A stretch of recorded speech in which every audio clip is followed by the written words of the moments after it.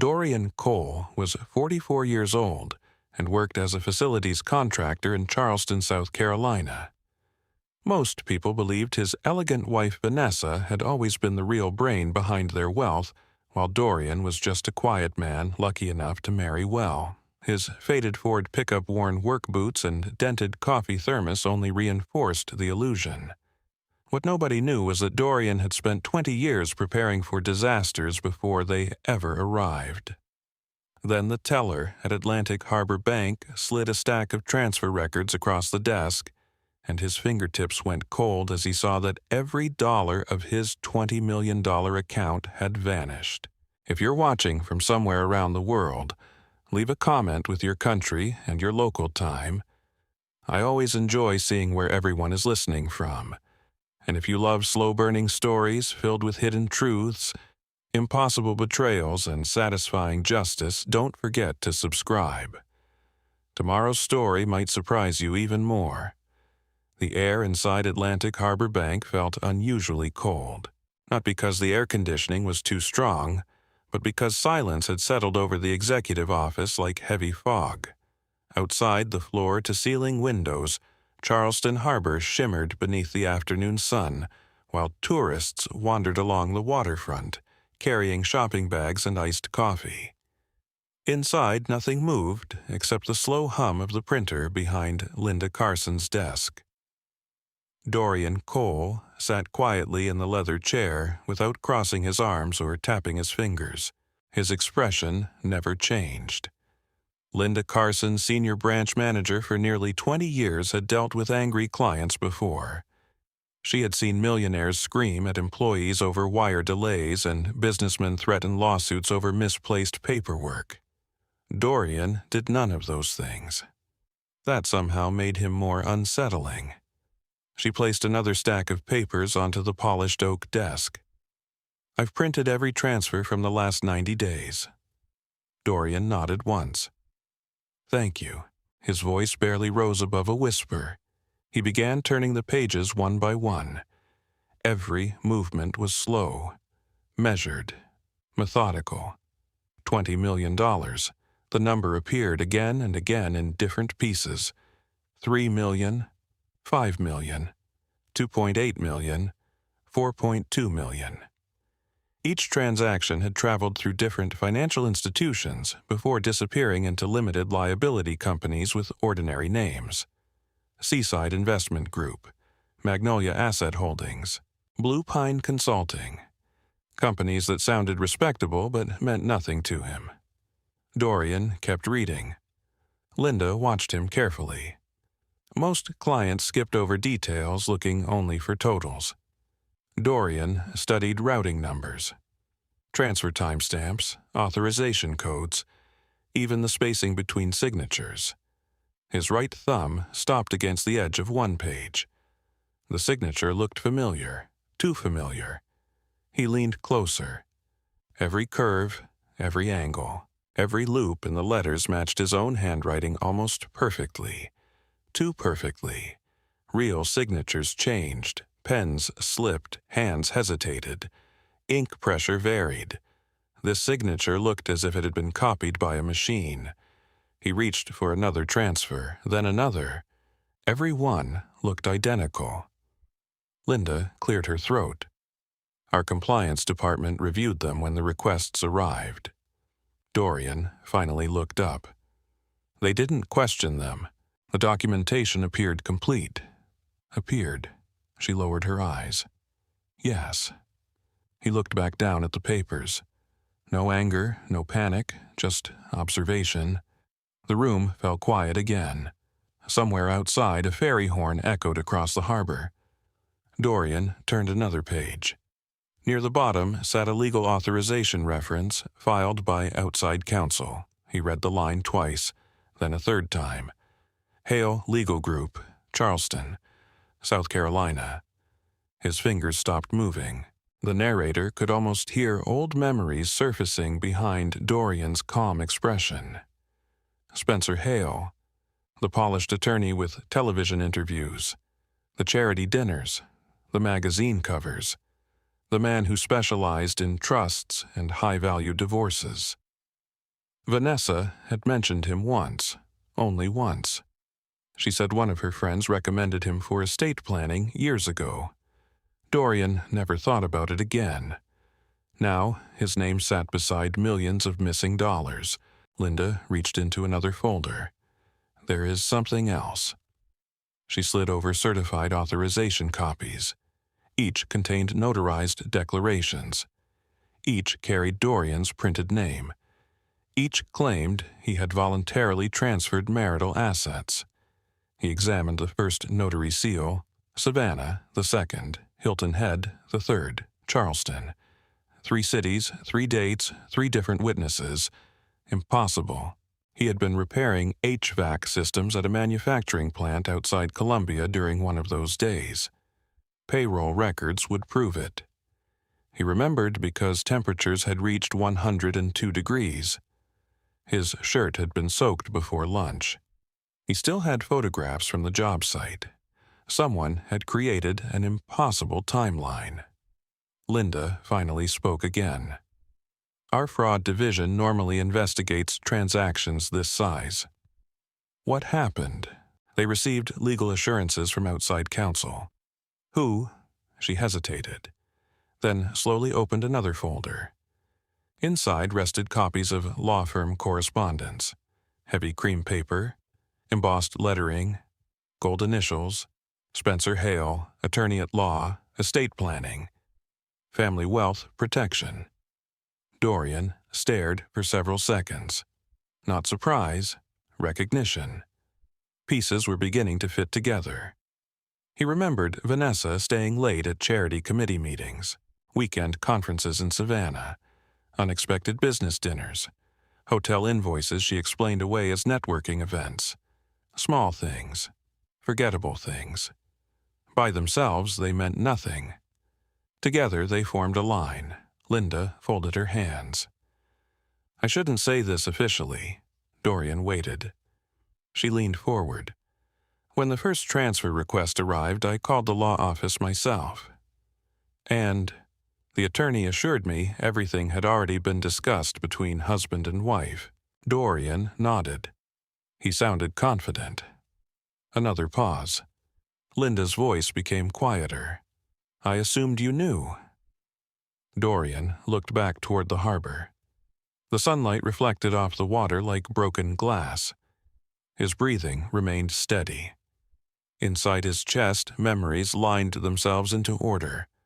Vanessa insisting on digital copies of tax returns. Vanessa volunteering to organize trust paperwork. Vanessa asking where old family documents were stored.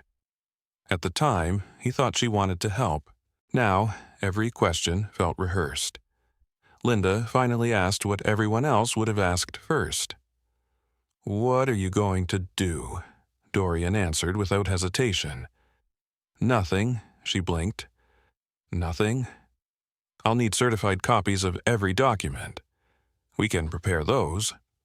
I'll also need security footage from every in-person authorization. Linda frowned. There wasn't any. No cameras. The requests were submitted electronically through legal representation. He nodded again. No emotion. Just another fact, another piece. He carefully stacked every page into perfect alignment before placing them inside a plain brown envelope. No one watching would have guessed $20 million had disappeared that morning. He stood, buttoned his worn denim jacket, picked up his old thermos from beside the chair, then looked at Linda. Don't notify anyone that I came today. She hesitated. Even your wife. His eyes remained fixed on hers. Especially not my wife. For the first time since entering the office, Linda Carson felt a chill run through her shoulders. Not because Dorian looked dangerous, because he looked prepared.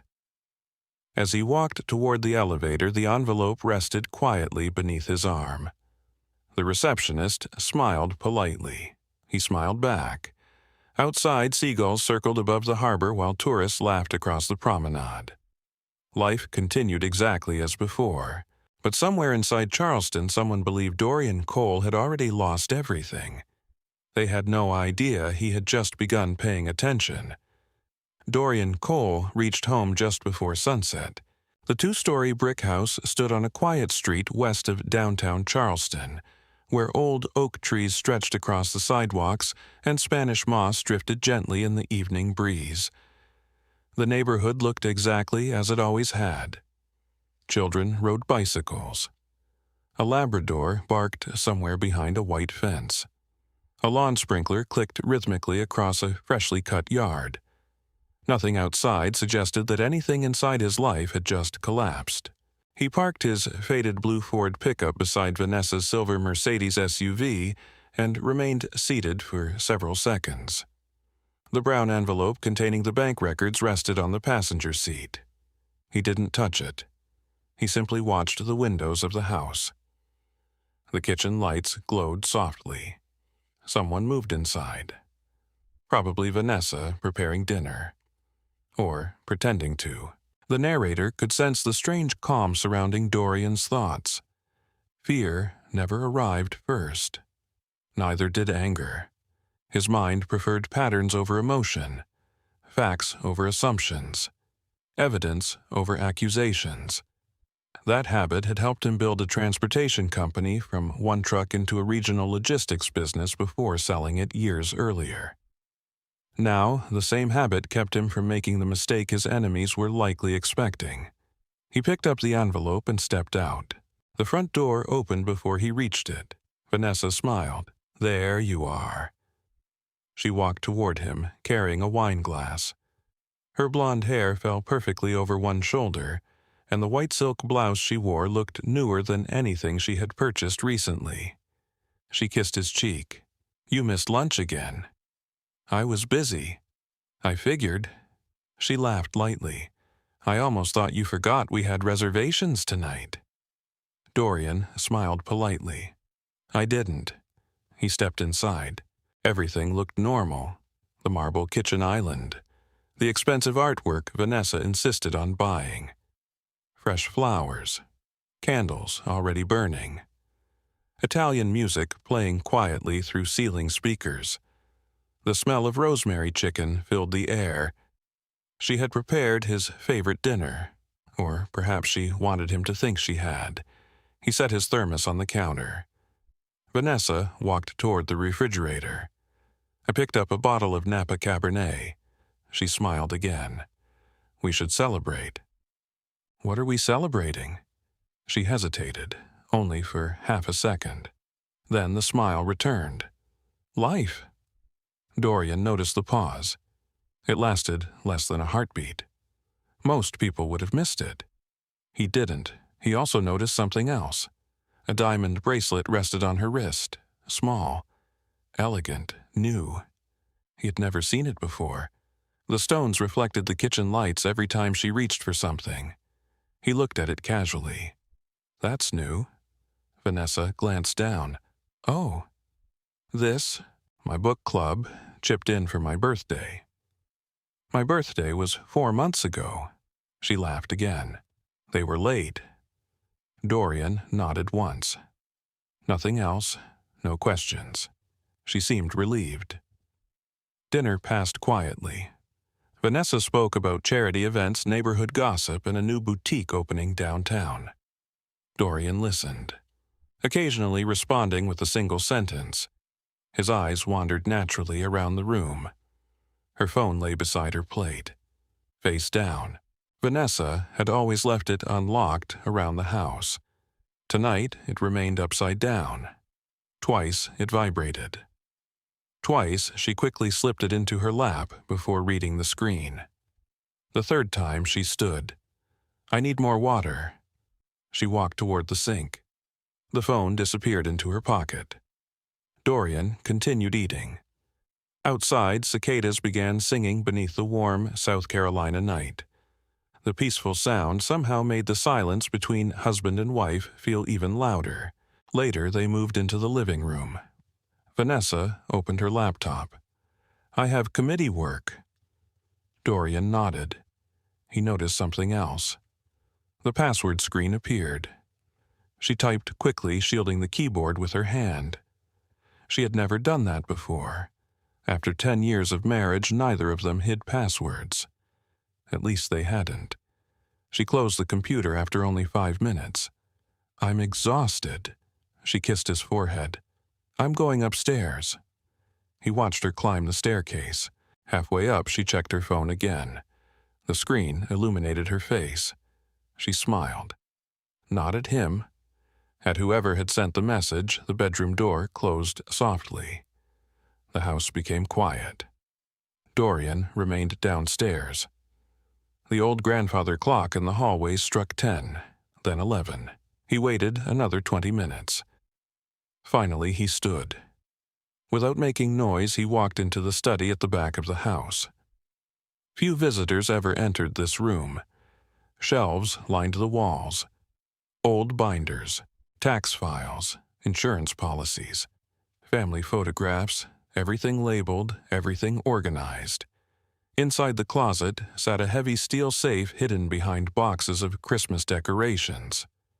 Dorian entered the combination. The lock clicked open. He slowly pulled the thick door toward himself. Inside were folders arranged alphabetically. Investment records, property deeds, business contracts. He reached automatically toward the top shelf. His fingers stopped. There was empty space, not much, only enough to fit one small container. Dust outlined the shape of something that had once been there. A rectangular box. Blue. Metal. His grandfather Arthur's cash box. Dorian stared without moving. He remembered it instantly. Arthur had carried that little blue box everywhere after leaving the Navy. Inside were old receipts, letters, certificates, and strange papers no one ever cared about. As a child, Dorian once asked why he never threw them away. Arthur simply smiled. "People protect gold. I protect paper." Dorian hadn't understood then. Now the memory returned with unusual clarity. He searched the safe carefully. Every shelf, every folder, every envelope. Nothing. The box was gone. His breathing remained steady. But something inside him shifted. He crouched lower and inspected the dust around the missing space. Someone had removed the box recently. The outline remained clean. No cobwebs, no discoloration, no age. Someone knew exactly what they were looking for. He closed the safe quietly, then looked around the study. Everything else remained untouched. Only one object had disappeared. The oldest, the least valuable, or so everyone believed. He walked toward the window overlooking the backyard. The moon reflected across the swimming pool. Upstairs, a faint laugh drifted through the ceiling. Vanessa. She was speaking softly. On the phone. The words couldn't be understood, but the warmth in her voice carried clearly through the quiet house. Dorian stood motionless. Not listening, not spying, simply observing. Every tiny piece continued falling into place. The bracelet, the passwords, the hidden messages, the missing documents, the $20 million, the lawyer, and now his grandfather's blue metal box. None of it felt accidental anymore. Upstairs, a floorboard creaked. The conversation stopped. Silence returned. Dorian looked once more toward the empty safe before turning off the study light. For the first time that day, he understood that whoever had stolen his money had also been searching for something far older. Something Arthur Cole had hidden decades before. And somehow they had found it before he did. The next morning arrived wrapped in soft coastal fog, and Charleston woke slowly. Delivery trucks rolled across cobblestone streets near the historic district. Coffee shops filled with commuters and church bells echoed over the harbor. To everyone else, it was another ordinary Thursday. For Dorian Cole, it was the first day he stopped trusting coincidence. He left the house before sunrise. Vanessa was still asleep, or at least she pretended to be. Her phone had remained beneath her pillow when he quietly walked past the bedroom door. He noticed details now that he had ignored for years. The expensive perfume bottle she had never owned before. The pair of designer heels still sitting beside the closet. The garment bag hanging from the guest room that she claimed belonged to a charity auction. Tiny things. By themselves, they meant nothing. Together, they formed a language. Dorian climbed into his old Ford pickup and drove towards downtown Charleston instead of heading to work. The city gradually came alive around him. In tour buses, horse carriages, morning joggers along White Point Garden. He parked several blocks away from Broad Street and walked the remaining distance. The brass letters above the entrance reflected the morning sun. Hale Legal Group. The building itself looked exactly as successful law firms were supposed to look. Tall glass windows, imported marble, uniformed receptionist, fresh flowers in the lobby, expensive artwork lining every wall. Money announced itself quietly inside places like this. Dorian stepped through the revolving door carrying nothing except a legal pad and a pen. The receptionist smiled professionally. "Good morning, sir." "Morning. Do you have an appointment?" "I was hoping Mr. Hale could spare a few minutes." "And your name?" "Dorian Cole." Her fingers stopped over the keyboard, just briefly. Then the smile returned. "I'll check." She disappeared into a hallway. Several minutes passed. Dorian quietly studied the lobby. Law books arranged by color. Crystal awards, family photographs.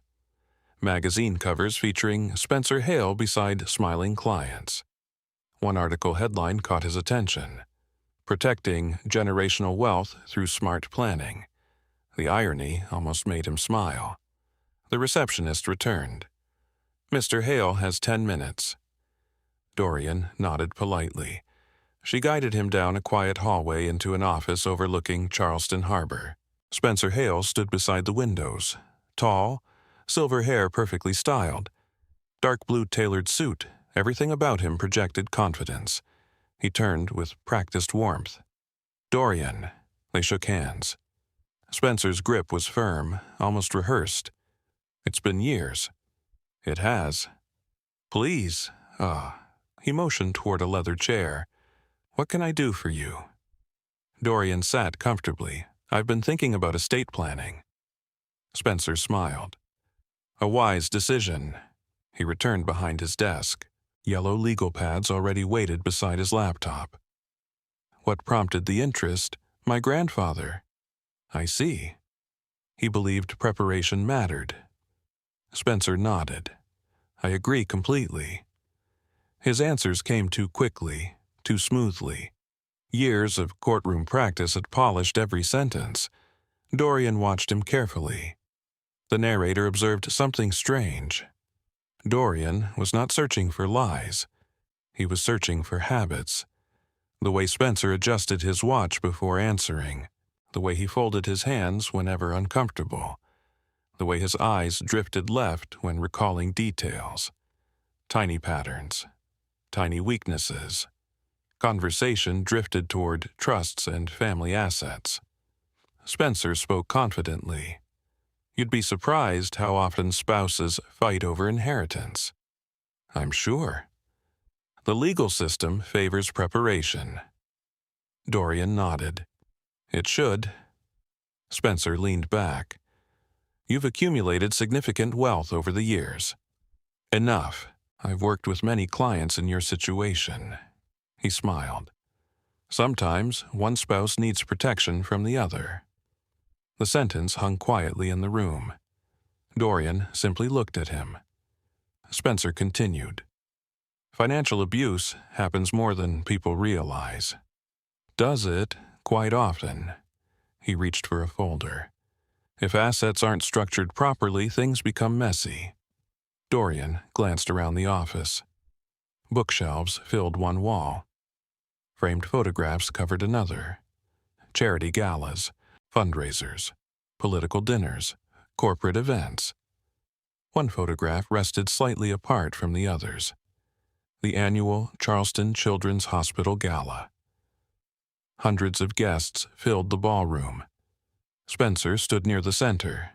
Beside him stood Vanessa. She wore a black evening gown. They smiled toward the camera. Most viewers would notice nothing unusual. Dorian noticed the distance between them, or rather, the lack of distance. Spencer's hand rested lightly behind her waist. Not touching, almost touching, too familiar for acquaintances. Dorian looked away before Spencer noticed. The attorney continued speaking. "I always advise clients to keep complete transparency within marriage." "Good advice." "I assume Vanessa handles most of your financial organization?" "Sometimes. She's remarkably organized." Spencer answered naturally. Too naturally. He knew more about Vanessa than Dorian expected. The conversation shifted again. Estate taxes, trust structures, property succession. Dorian asked ordinary questions, simple questions, questions any inexperienced client might ask. Spencer answered patiently. His confidence grew with every minute. He believed Dorian understood very little. That belief became visible in his posture, his tone, his relaxed smile. Exactly what Dorian wanted. Near the end of the meeting, Spencer opened a drawer. He removed a glossy brochure. "Our firm specializes in preserving family wealth." He slid it across the desk. "I'd be happy to represent you." Dorian accepted it. Their fingers briefly touched. Spencer smiled again. Successful people should surround themselves with professionals. Dorian nodded. "I appreciate that." He stood to leave. As he reached the door, Spencer added casually, "I've seen too many hardworking men lose everything because they refused good advice." Dorian turned. The office fell quiet. Spencer folded his hands. Then he delivered the sentence almost like a lecture.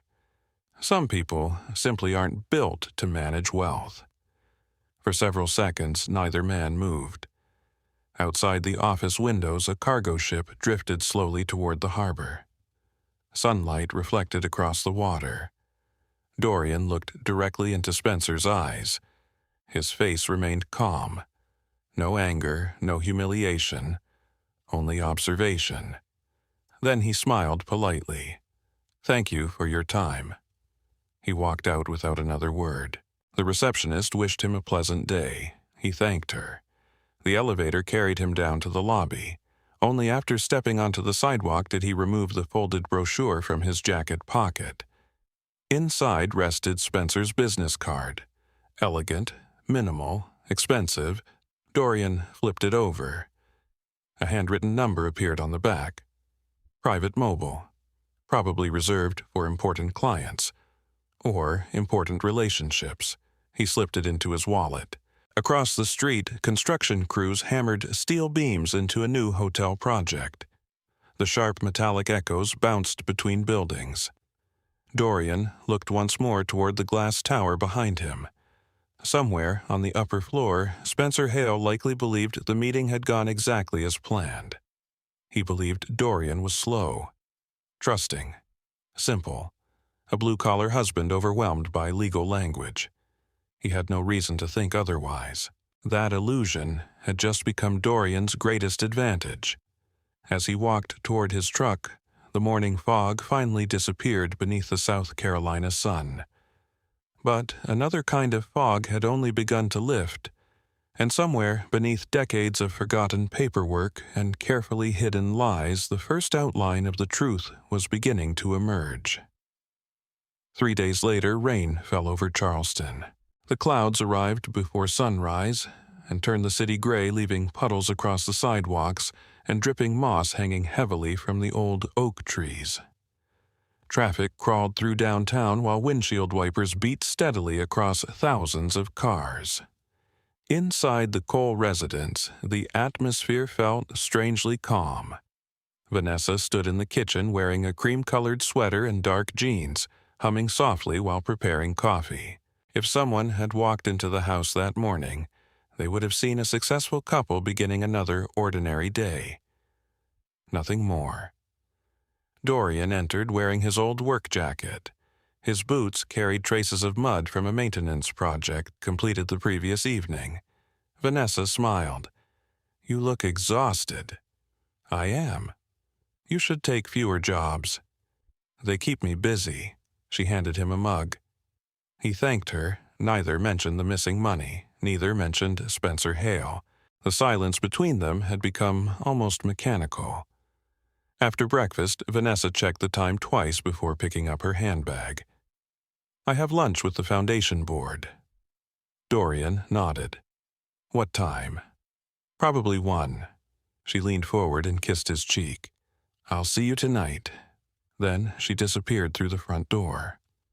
The silver Mercedes pulled away. Dorian waited exactly 2 minutes before walking into the garage. Her parking space was empty. The house became completely silent. He looked at the hallway clock. 9:17 a.m. He walked upstairs. Every room remained perfectly organized. Vanessa always preferred spotless spaces. Closets color-coded. Shelves arranged by height. Nothing out of place. Except now Dorian noticed something new. The guest bedroom door was locked. It had never been locked before. He tried the handle gently. Nothing. His eyes moved toward the linen closet nearby. Inside sat an old emergency key box. Most people forgot it existed. He remembered installing it himself years ago. The tiny brass key still hung inside. He unlocked the guest room. The smell hit him first. New perfume, not Vanessa's usual fragrance. Something stronger, more expensive.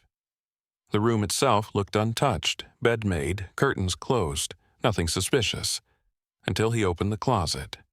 A black garment bag hung alone. The tag read Savannah Grand Hotel.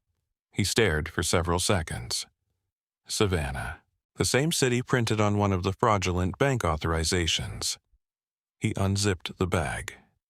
Inside hung a navy evening dress. Elegant, designer. The receipt remained inside the pocket. Purchased only 6 weeks earlier. Price $3.480. Paid by corporate card. The company name printed beneath the transaction Magnolia Asset Holdings, LLC. Dorian's eyes narrowed slightly. He knew that name. It appeared among the shell companies receiving millions from his account. He carefully folded the receipt back into place. Nothing else inside, no jewelry, no documents, only the dress. He zipped the garment bag closed, exactly as before. Nothing disturbed. The narrator followed Dorian's thoughts without entering anyone else's. The pieces no longer floated separately. They were beginning to lock together. Shell companies. Savannah, Spencer Hale, Vanessa, the missing blue box. $20 million. He closed the closet and relocked the room. Downstairs, the grandfather clock struck 10. His attention shifted toward the home office. Unlike the guest room, that door remained open. Bookshelves covered one wall. Financial binders filled another. Most paperwork stayed exactly where he had left it years earlier. Dorian walked to Vanessa's desk. The drawers were locked electronically. She had installed that lock only months before, claiming it protected charity records. He looked around quietly. The printer rested beside the desk. Its indicator light blinked softly. A single sheet remained in the output tray. Most people would have ignored it. Dorian picked it up. Only half the page had printed before the job canceled. The top contained an email header. Below it appeared only fragments. Wire confirmation. Client authorization. Legacy reserve. The final visible line read delete after review. The remaining text had failed to print. He folded the page carefully. His attention shifted toward the trash bin. Nothing unusual. Mostly envelopes, coffee cups, sticky notes. One small piece of torn paper rested beneath everything else. He unfolded it. Only a partial phone number remained. the last 4 digits. Below that appeared one handwritten word. Spencer. The room became perfectly still. Outside, rain tapped gently against the windows. Dorian placed everything exactly where he had found it. No fingerprints, no disorder, no evidence anyone had entered. He left the office, locked the guest room again, returned downstairs. At 11:30, his own phone vibrated. Unknown number. He answered. Dorian Cole. A woman's voice spoke softly. Mr. Cole. Yes? This is Michelle from Hawthorne and Drake Family Law. He recognized the firm's name, one of Charleston's largest divorce practices. We've been asked to deliver legal documents to your residence this afternoon. Dorian looked toward the rain outside. I see. You'll need to sign for receipt. What time? Around 4. Thank you. The call ended. He stood motionless, then slowly walked toward the living room window. Rainwater rolled down the glass in crooked lines. The neighborhood remained quiet. Children had gone home from school because of the weather. Mail trucks crawled through flooded intersections. Everything looked peaceful. Yet somewhere inside Charleston, lawyers were preparing papers with his name already printed across them. He knew what was coming before they arrived. The accusations, the lies, the carefully rehearsed performance, the legal language designed to make theft appear legitimate. He felt neither fear nor anger, only certainty. He returned to the kitchen and poured another cup of coffee. Steam rose slowly into the air. On the counter sat a framed photograph from their 10th anniversary. Vanessa smiled beside him beneath the lights of a Charleston rooftop restaurant. He studied the image quietly, then turned it face down. At exactly 3:56 p.m., headlights appeared through the rain. A black sedan stopped in front of the house. A man wearing a gray suit stepped onto the porch carrying a leather briefcase. He rang the bell once. Dorian opened the door. Mr. Cole? Yes? The man produced a thick envelope. You've been formally served. Dorian accepted it without expression. The courier handed him a digital signature pad. He signed. The man nodded politely and walked back towards the sedan. Rain soaked his shoulders before he reached the car. The engine started. The vehicle disappeared down the street. Dorian remained standing beneath the porch roof. The envelope felt unusually heavy in his hands. Inside waited the next move in a game someone else believed they had already won. He slowly broke the seal. The first page slid into view. Large black letters covered the top. Petition for dissolution of marriage. Beneath the title appeared dozens of allegations. Financial misconduct, hidden assets, emotional instability, marital dishonesty. He turned another page, then another. Near the middle of the filing, one unfamiliar phrase caught his eye. 2 words. Simple. Almost invisible. Yet somehow impossible to ignore. Cole Legacy Reserve. Dorian stopped reading. The rain continued falling around the silent house. For the first time since the money disappeared, he realized they had not stolen $20 million because they wanted $20 million. They were looking for something else, something they believed his grandfather had hidden. And somehow, they already knew its name. The rain had stopped by dawn. Charleston's streets still glistened beneath pale morning light, reflecting brick buildings and church steeples like pieces of broken glass. The storm had washed away the humidity, leaving the air unusually cool for early autumn. Dorian Cole left before 6. The divorce petition rested inside a leather folder beside him. He had read every page twice. Not once had he called Vanessa. Not once had he contacted Spencer Hale. The accusations no longer mattered. Only one phrase remained in his mind. Cole Legacy Reserve. The words followed him through every traffic light and every quiet mile as he drove north toward Somerville. 40 minutes later, the suburbs gave way to warehouses, storage yards, and old industrial buildings that had survived decades of economic change. Near the railroad tracks stood a faded sign, Palmetto Secure Storage. Dorian parked beside Unit C-114. The manager recognized him immediately. "Morning, Mr. Cole." "Morning, Eddie." The elderly manager smiled. "Haven't seen you in years." "I know. You still keeping your grandfather's things?" "For now." Eddie handed him a clipboard. "No rush. Take all the time you need." Dorian signed quietly before walking through rows of metal doors. The storage facility smelled of concrete and dust. Some units contained furniture. Others held old boats or motorcycles. At the far end stood Unit C-114. His grandfather, Arthur, had rented it 31 years earlier. After Arthur's death, Dorian simply continued paying the yearly fee. He never had the heart to empty it. The padlock clicked open. The metal door rattled upward. Dust floated through narrow beams of sunlight. Nothing had changed. Old wooden shelves lined the walls. Fishing equipment, army blankets, rusted tools. Boxes labeled only by year. Everything Arthur owned had been organized with military precision. Dorian stepped inside. The smell of old paper instantly brought back childhood memories.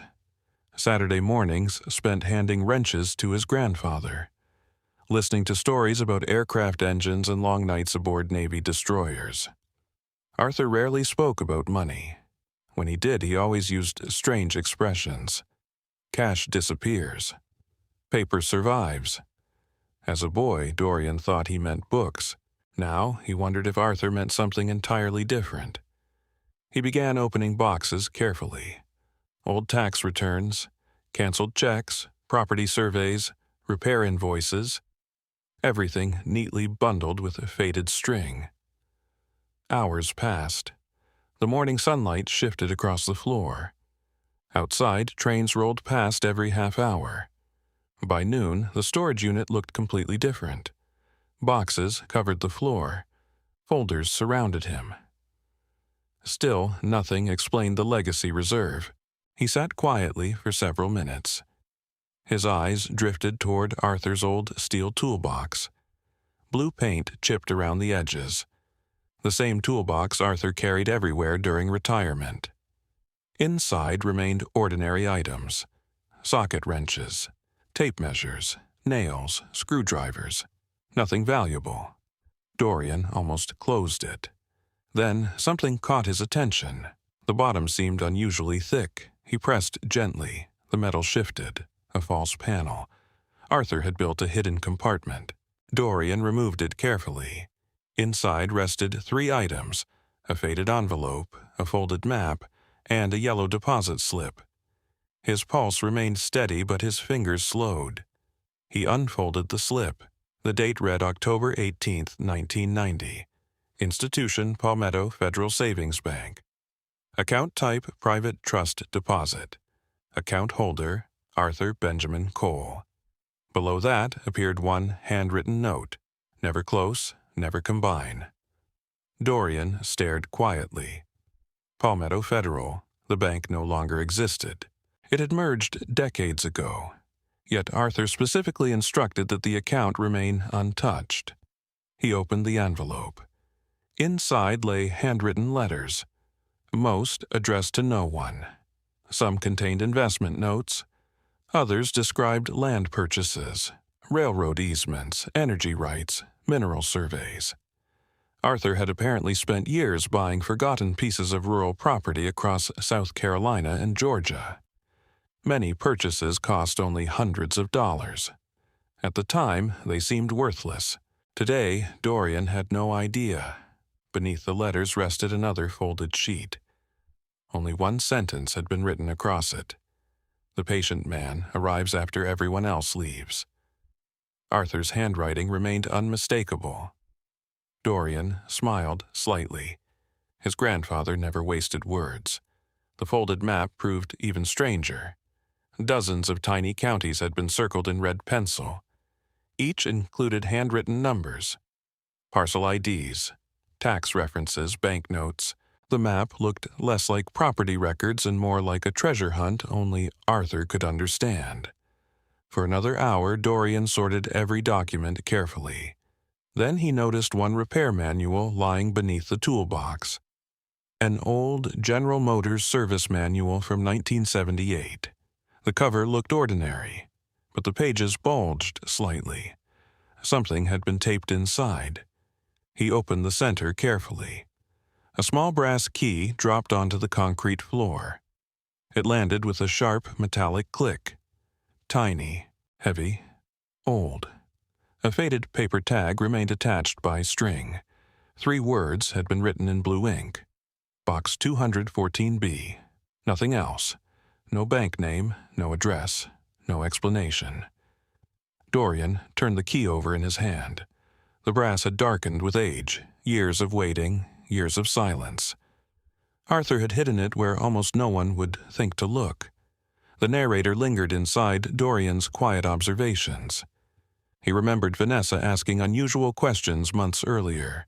"Do you still rent that storage unit? Why keep old junk? Didn't your grandfather leave anything valuable?" At the time, he laughed. Now, every conversation returned with new meaning. She had not been curious. She had been searching. Someone knew Arthur left something behind. Someone believed it still existed.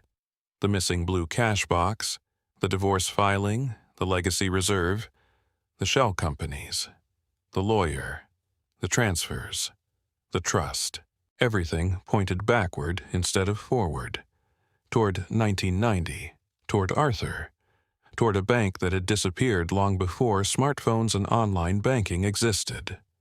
Dorian carefully repacked every document. The deposit slip went inside a waterproof folder. The letters remained untouched. The brass key slipped into his jacket pocket. Nothing else left the storage unit. He closed the hidden compartment, returned every box exactly where it belonged, swept away footprints from the dusty floor. Arthur had taught him something important when repairing engines. Leave no evidence you were there unless you want people to know. Outside, Eddie sat reading a newspaper.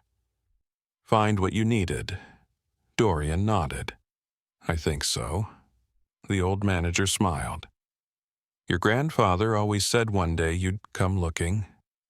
Dorian stopped walking. "He said that years ago." Eddie leaned back in his chair. "He told me if anyone besides you ever asked about that storage unit, I should pretend I forgot everything." Dorian remained silent. Eddie laughed softly. Old Arthur trusted almost nobody. Then his smile faded. "But he trusted you." Dorian climbed back into his truck. The brass key rested inside his palm. Tiny, ordinary, almost worthless to anyone else, yet somehow it felt heavier than $20 million. As the engine started, he looked once more at the faded storage building disappearing in his mirror. For the first time since the money vanished, he realized something unsettling. Vanessa and Spencer had stolen his fortune, but they had failed to find what Arthur Cole truly intended to leave behind, and whatever that secret was, the little brass key would almost certainly unlock it. The brass key never left Dorian Cole's pocket. For 2 days, he carried it everywhere, at work, at home. Even while sitting across the dining table from Vanessa as she discussed charity auctions and board meetings with effortless confidence. She smiled, she laughed, she spoke about weekend plans. Dorian noticed every detail, yet he said almost nothing. The narrator could see the unusual discipline behind his silence. Every instinct urged him to confront her, to ask why she had filed for divorce, why $20 million had disappeared, why Arthur's papers had suddenly become important. Instead, he waited. Arthur had always believed impatience was the most expensive mistake a man could make. On Monday morning, Dorian drove south instead of reporting to a maintenance project. The old deposit slip from 1990 rested beside him. Its faded logo belonged to a bank that no longer existed. Palmetto Federal Savings. Most people would have assumed the trail ended there. Dorian knew better. Banks disappeared. Records rarely did. He spent 3 hours visiting county archives, speaking with clerks who searched through merger histories and financial acquisitions dating back more than 30 years. By noon, he finally found what he needed. Palmetto Federal had merged into Carolina Heritage Bank in 1998. Carolina Heritage later merged into Southeastern Heritage Trust after the financial crisis. The headquarters now stood in Savannah, Georgia, nearly 100 miles away. Dorian folded the paperwork carefully and climbed back into his truck. The highway stretched south beneath bright autumn skies. Long bridges crossed marshland where white herons stood motionless among tall reeds. Traffic remained light. His thoughts remained quieter still. Someone had gone to extraordinary lengths to locate Arthur's forgotten account. Someone believed it still contained something valuable. The farther Dorian drove, the more certain he became that the missing $20 million had never been the real objective. Late afternoon sunlight covered downtown Savannah when he arrived. Historic brick buildings lined River Street, while tourists wandered beside the waterfront. Luxury hotels overlooked the river. Restaurants spilled music onto crowded sidewalks. The trust headquarters stood several blocks inland. Unlike Spencer Hale's flashy office, the building looked almost invisible. 4 stories, red brick, simple brass lettering. No luxury cars, no marble entrance, only quiet wealth. Inside the lobby smelled faintly of polished wood and old books. A receptionist greeted him politely. "May I help you?" Dorian removed Arthur's deposit slip. "I believe my grandfather had an account here." She examined the paper. Her expression changed immediately. "1 moment, please." She disappeared through a secured hallway. Several minutes passed. 2 elderly men crossed the lobby carrying archival boxes. Employees spoke quietly behind closed doors. The atmosphere felt more like a private library than a financial institution. Finally, the receptionist returned. "A trust officer will see you." She escorted him upstairs. The office overlooked the Savannah River. Ships moved slowly beneath the afternoon sun. Behind a large walnut desk sat a woman in her 60s. Silver hair, dark green suit, reading glasses resting low across her nose. She stood as Dorian entered. "Mr. Cole."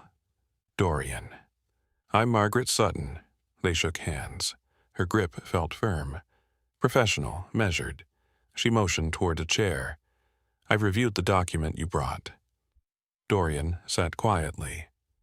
Margaret continued studying the deposit slip before speaking again. "I haven't seen one of these in years. I wasn't sure the account still existed." She smiled faintly. "It does." Silence filled the room. Outside, a cargo ship sounded its horn. Margaret folded her hands. "Your grandfather was a remarkable man. You knew him. He visited every year." Dorian blinked. Every year, without exception. He never mentioned this place. He wasn't supposed to. She opened a leather binder resting beside her desk. Several aged documents appeared inside protective sleeves. Arthur Benjamin Cole. Original trust records. Signature cards. Investment instructions. Transfer restrictions. Everything remained preserved. Margaret looked directly at Dorian.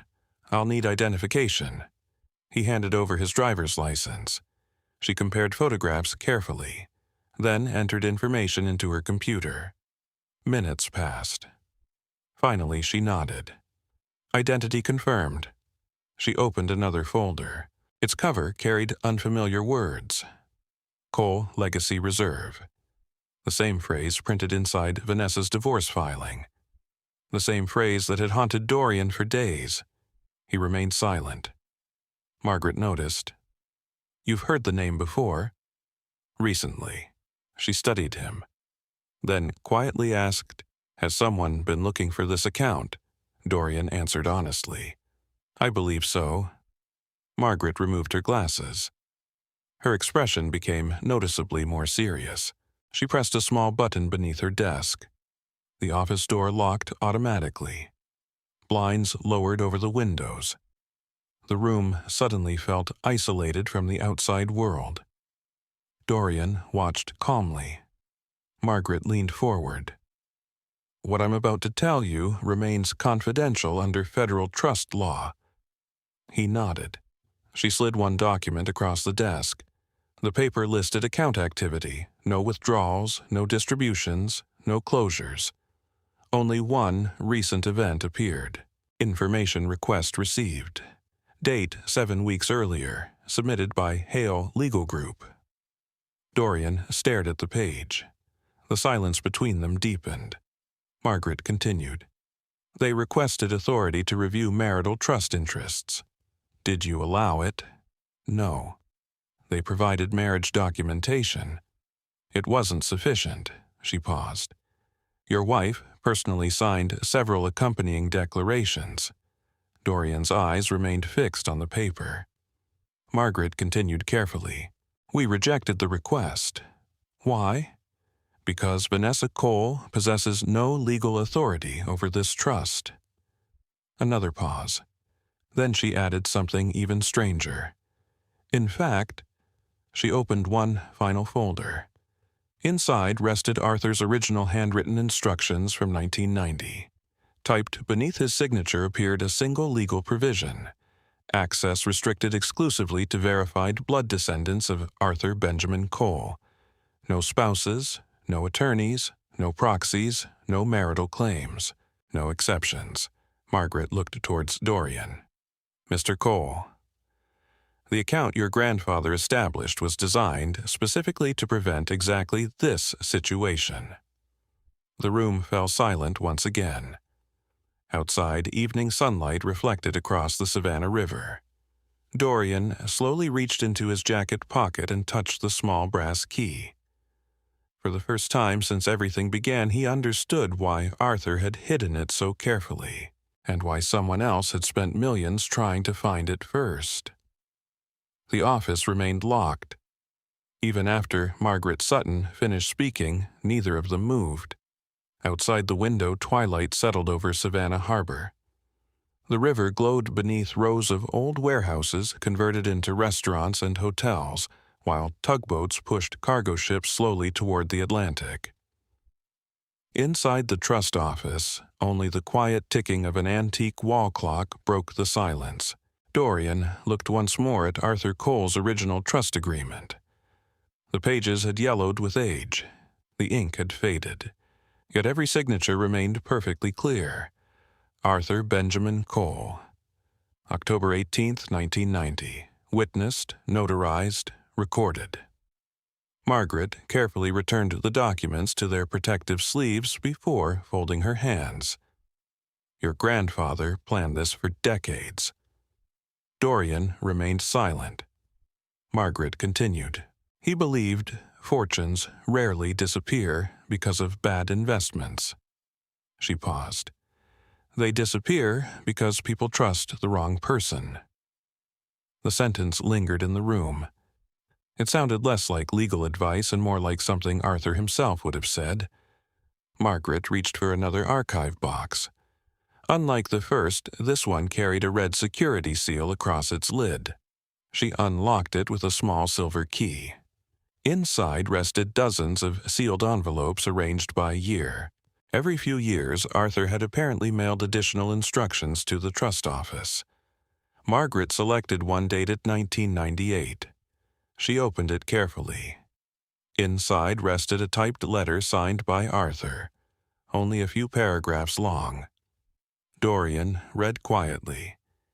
If anyone claiming marriage requests access to these holdings, verify blood lineage before acknowledging the account exists. No attorney may substitute for direct inheritance verification. Delay all responses until investigation is complete. Arthur's signature appeared beneath the instructions. Margaret placed the letter aside. He was very specific. Dorian nodded slowly. He expected someone to try. Margaret looked toward him. I believe he did. She opened another envelope. This one had never been opened before. Its seal cracked softly beneath her fingers. Inside rested another handwritten page. Arthur's writing remained steady despite his age.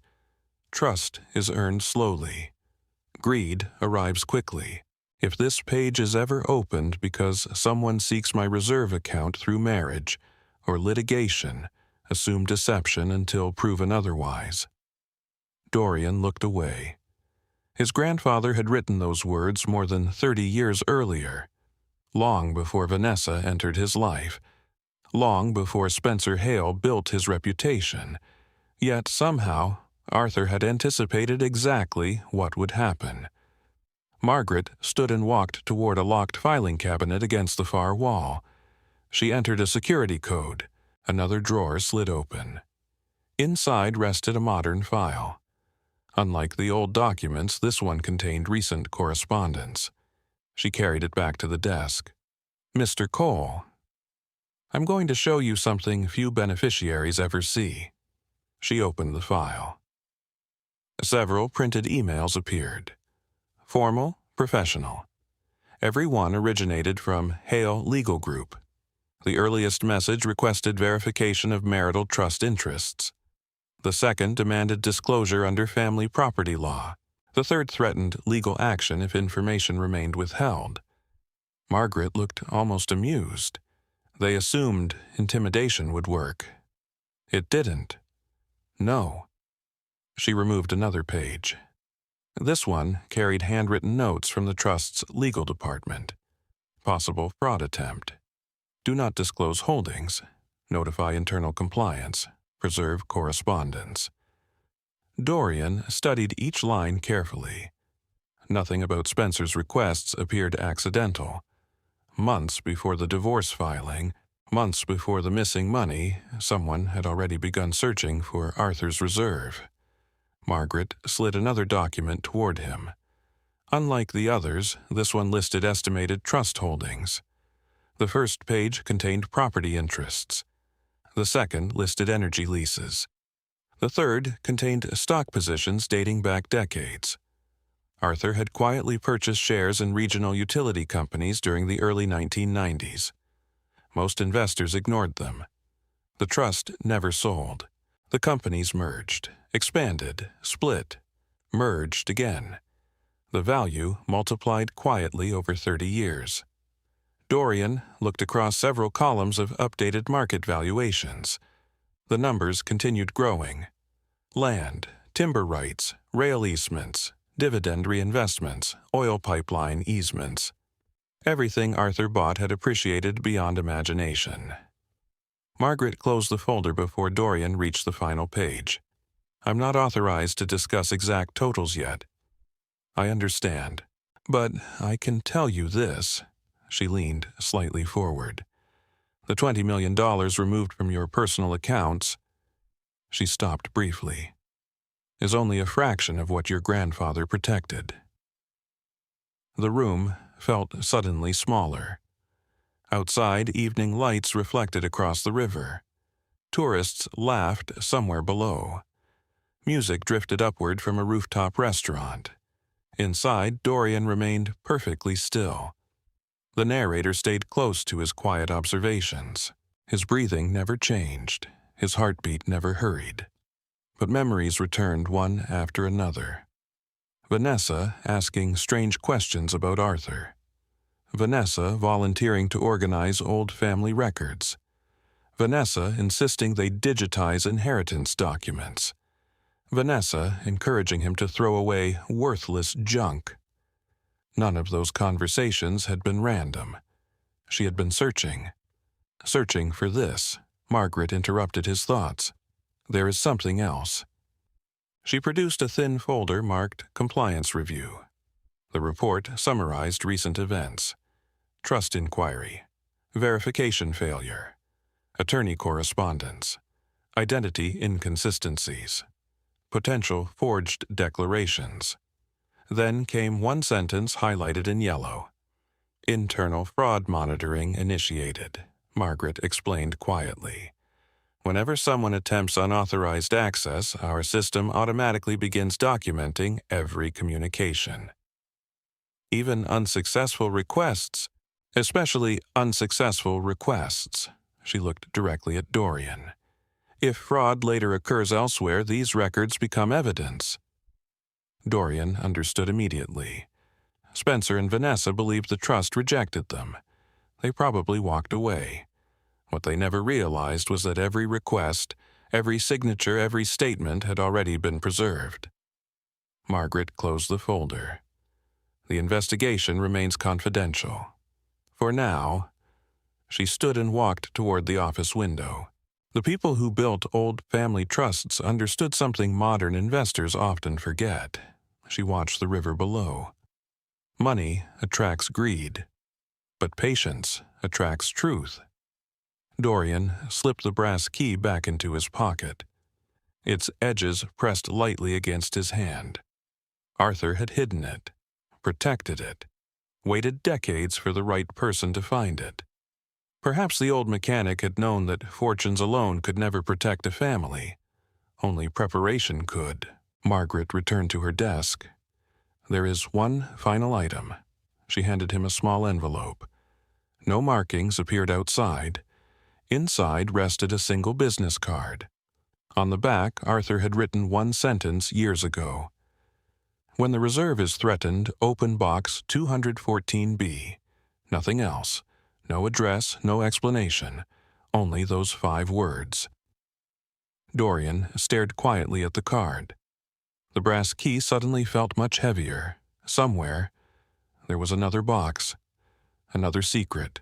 Another piece Arthur never intended anyone else to find. And judging by everything that had happened so far, Vanessa and Spencer still had no idea it even existed. Dorian Cole returned to Charleston just after midnight. The interstate stretched quietly beneath a moonless sky, and the headlights of his old Ford pickup carved a narrow path through the darkness. Most drivers hurried home after long days of work. Dorian drove well below the speed limit. The brass key rested inside the center console. Arthur's handwritten card remained folded inside his wallet. Neither object looked important, yet together they had begun to unravel a plan that had been hidden for more than 3 decades. When he reached home, Vanessa's Mercedes was already parked in the driveway. The upstairs bedroom light remained on. Dorian entered through the garage without making noise. The house smelled faintly of lavender candles. Everything appeared peaceful. Vanessa was asleep, or pretending to be.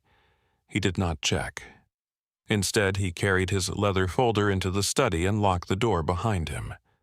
The room had become his command center.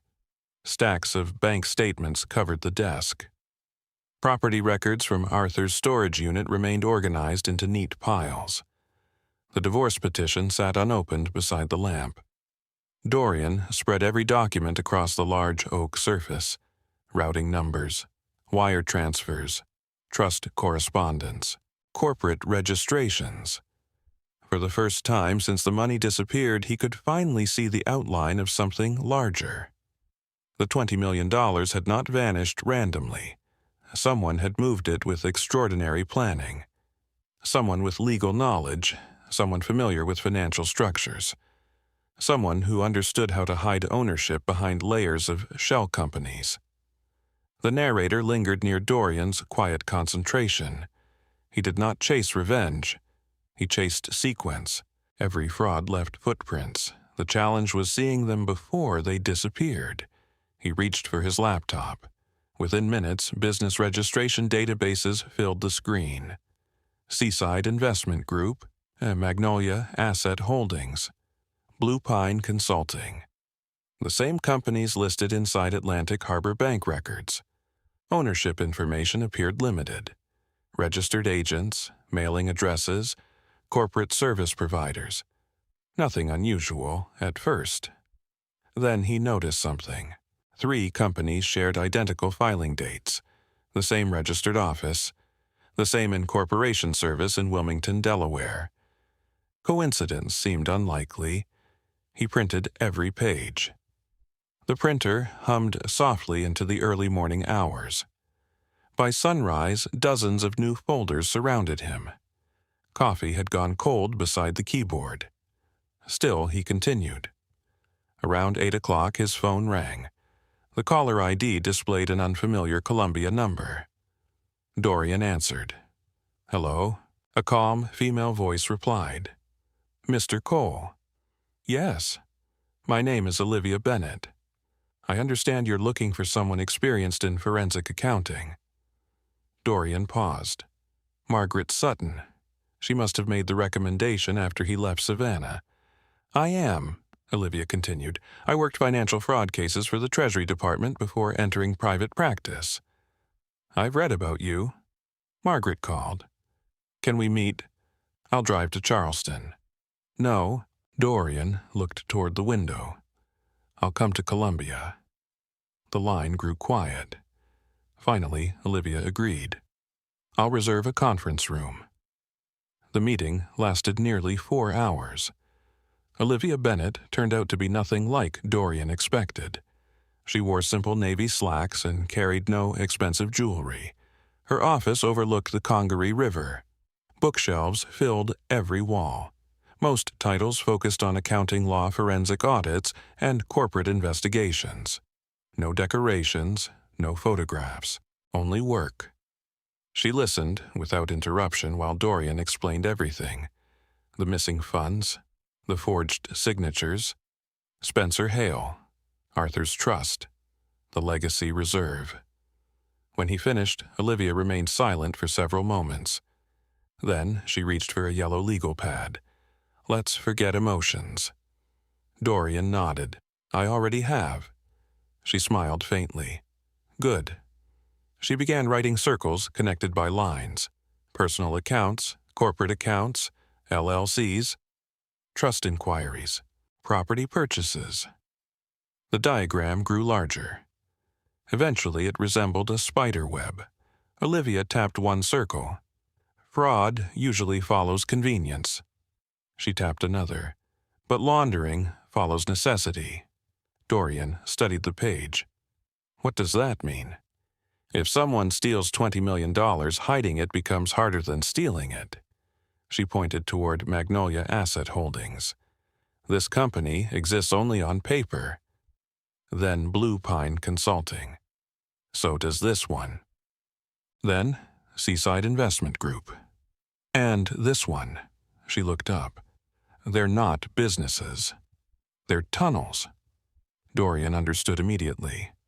Money entered one end, disappeared through dozens of transactions, then emerged somewhere else with no visible connection.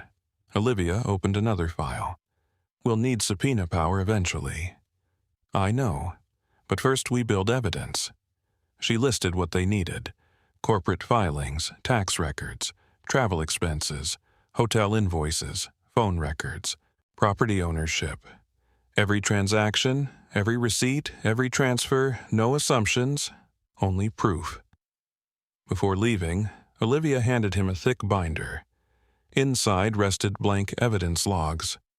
Every document received would be numbered, every conversation dated, every observation recorded. She looked directly at him. "The people who win financial fraud cases aren't the loudest. They're the most organized." Dorian almost laughed. Arthur would have approved. 3 days later, another meeting took place. This time in Charleston. Olivia introduced Dorian to Daniel Harper, former federal prosecutor, now one of South Carolina's most respected civil litigators. Daniel's office overlooked Marion Square. Unlike Spencer Hale's polished luxury, the room felt functional. Case files covered every surface. Legal books remained open across his desk. Daniel listened quietly while reviewing the growing evidence. When he reached the trust correspondence from Savannah, he stopped reading. He looked at Dorian. Did anyone besides Margaret Sutton see these? No. Good. He placed the papers inside a separate folder. They stay confidential. He continued reading. The forged signatures, the shell companies, the trust inquiry, Arthur's instructions, Vanessa's divorce filing. Every page deepened the silence. Finally, Daniel leaned back. They think they've already won. Dorian nodded. I believe so. Daniel smiled. They made one mistake. What mistake? They moved too fast. He tapped the stack of transfer records. Fraud leaves fingerprints. He tapped the trust correspondence. Greed leaves patterns. Then he closed the folder. And both are now sitting on my desk. Outside, Charleston traffic moved through the afternoon sunshine. Tourists filled Market Street. Street musicians played jazz near the old harbor. Life continued normally. Inside Daniel Harper's office, however, something had quietly changed. For the first time since $20 million disappeared from Dorian Cole's accounts, the evidence no longer pointed only toward betrayal. It pointed toward conspiracy. And somewhere behind shell companies, forged documents, and carefully rehearsed lies, someone had made one financial transaction they could never erase. Olivia Bennett intended to find it. Charleston's annual Children's Medical Foundation Gala had always been one of the city's most anticipated social events. Every October, politicians, attorneys, physicians, business owners, and philanthropists gathered beneath the crystal chandeliers of the Grand Harbor Ballroom overlooking the Cooper River. Cameras flashed. Reporters wandered between tables. Local magazines published photographs for weeks afterward. Vanessa Cole never missed it. For years, she had chaired one of the fundraising committees, appearing regularly beside influential donors and civic leaders. This year would be no different. Except this year Dorian intended to attend. He never mentioned his plans. The invitation had arrived weeks earlier, addressed to both of them. Normally he would have declined. Crowded ballrooms and public speeches had never interested him. Tonight was different. By 6 o'clock, the ballroom shimmered beneath thousands of lights. Large floral arrangements lined the entrance. Live violin music drifted through the reception hall, while servers carried silver trays filled with champagne. The city's wealthiest families exchanged greetings beneath enormous glass windows overlooking the harbor. Dorian arrived alone. His suit was simple, dark gray, well-tailored, but years old. The same black leather shoes he had worn to countless business meetings before selling his logistics company remained carefully polished. Nothing about him attracted attention. Most guests barely recognized him. Those who did offered polite nods before returning to more interesting conversations. The narrator lingered near Dorian's observations. He preferred invisibility. Invisible people noticed everything. Across the ballroom, Vanessa entered nearly 20 minutes later. Conversations slowed. She wore a midnight blue evening gown that caught the light with every step. Diamond earrings reflected the chandeliers above. Photographers immediately surrounded her. She smiled naturally, comfortably, as though nothing in her life had changed. Several minutes passed before another familiar figure appeared. Spencer Hale. His tuxedo fit perfectly. He greeted donors with practiced confidence, shaking hands and exchanging polished compliments. When he noticed Vanessa, they embraced briefly, not improperly, not obviously, but comfortably enough that years of familiarity became impossible to hide. Dorian watched quietly from across the room. He neither approached nor reacted. He simply observed. A server passed carrying champagne. Dorian accepted sparkling water instead. He remained near the windows overlooking the river. The evening program began. Hospital executives thanked donors. Children recovering from surgery shared emotional stories. Applause echoed repeatedly throughout the ballroom. Vanessa received recognition for fundraising leadership. She accepted flowers. Spencer applauded enthusiastically from the front table. Everything looked perfect. Until intermission. Guests spread throughout the ballroom again. Conversations resumed. Music returned. Dorian stepped toward the dessert table. Vanessa noticed him immediately. For just a moment, surprise crossed her face. Then the expression disappeared beneath another polished smile. She approached, carrying a wine glass. "Dorian, you came. I received an invitation." Her smile tightened slightly. "I didn't expect you." "I know." Several nearby guests glanced toward them. Most new divorce rumors had begun circulating among Charleston's social circles. Vanessa lowered her voice. "This really isn't the place." "For what?" "For awkward conversations." "I'm not here for that." She studied him carefully. He appeared calm, almost relaxed. The confidence unsettled her more than anger would have.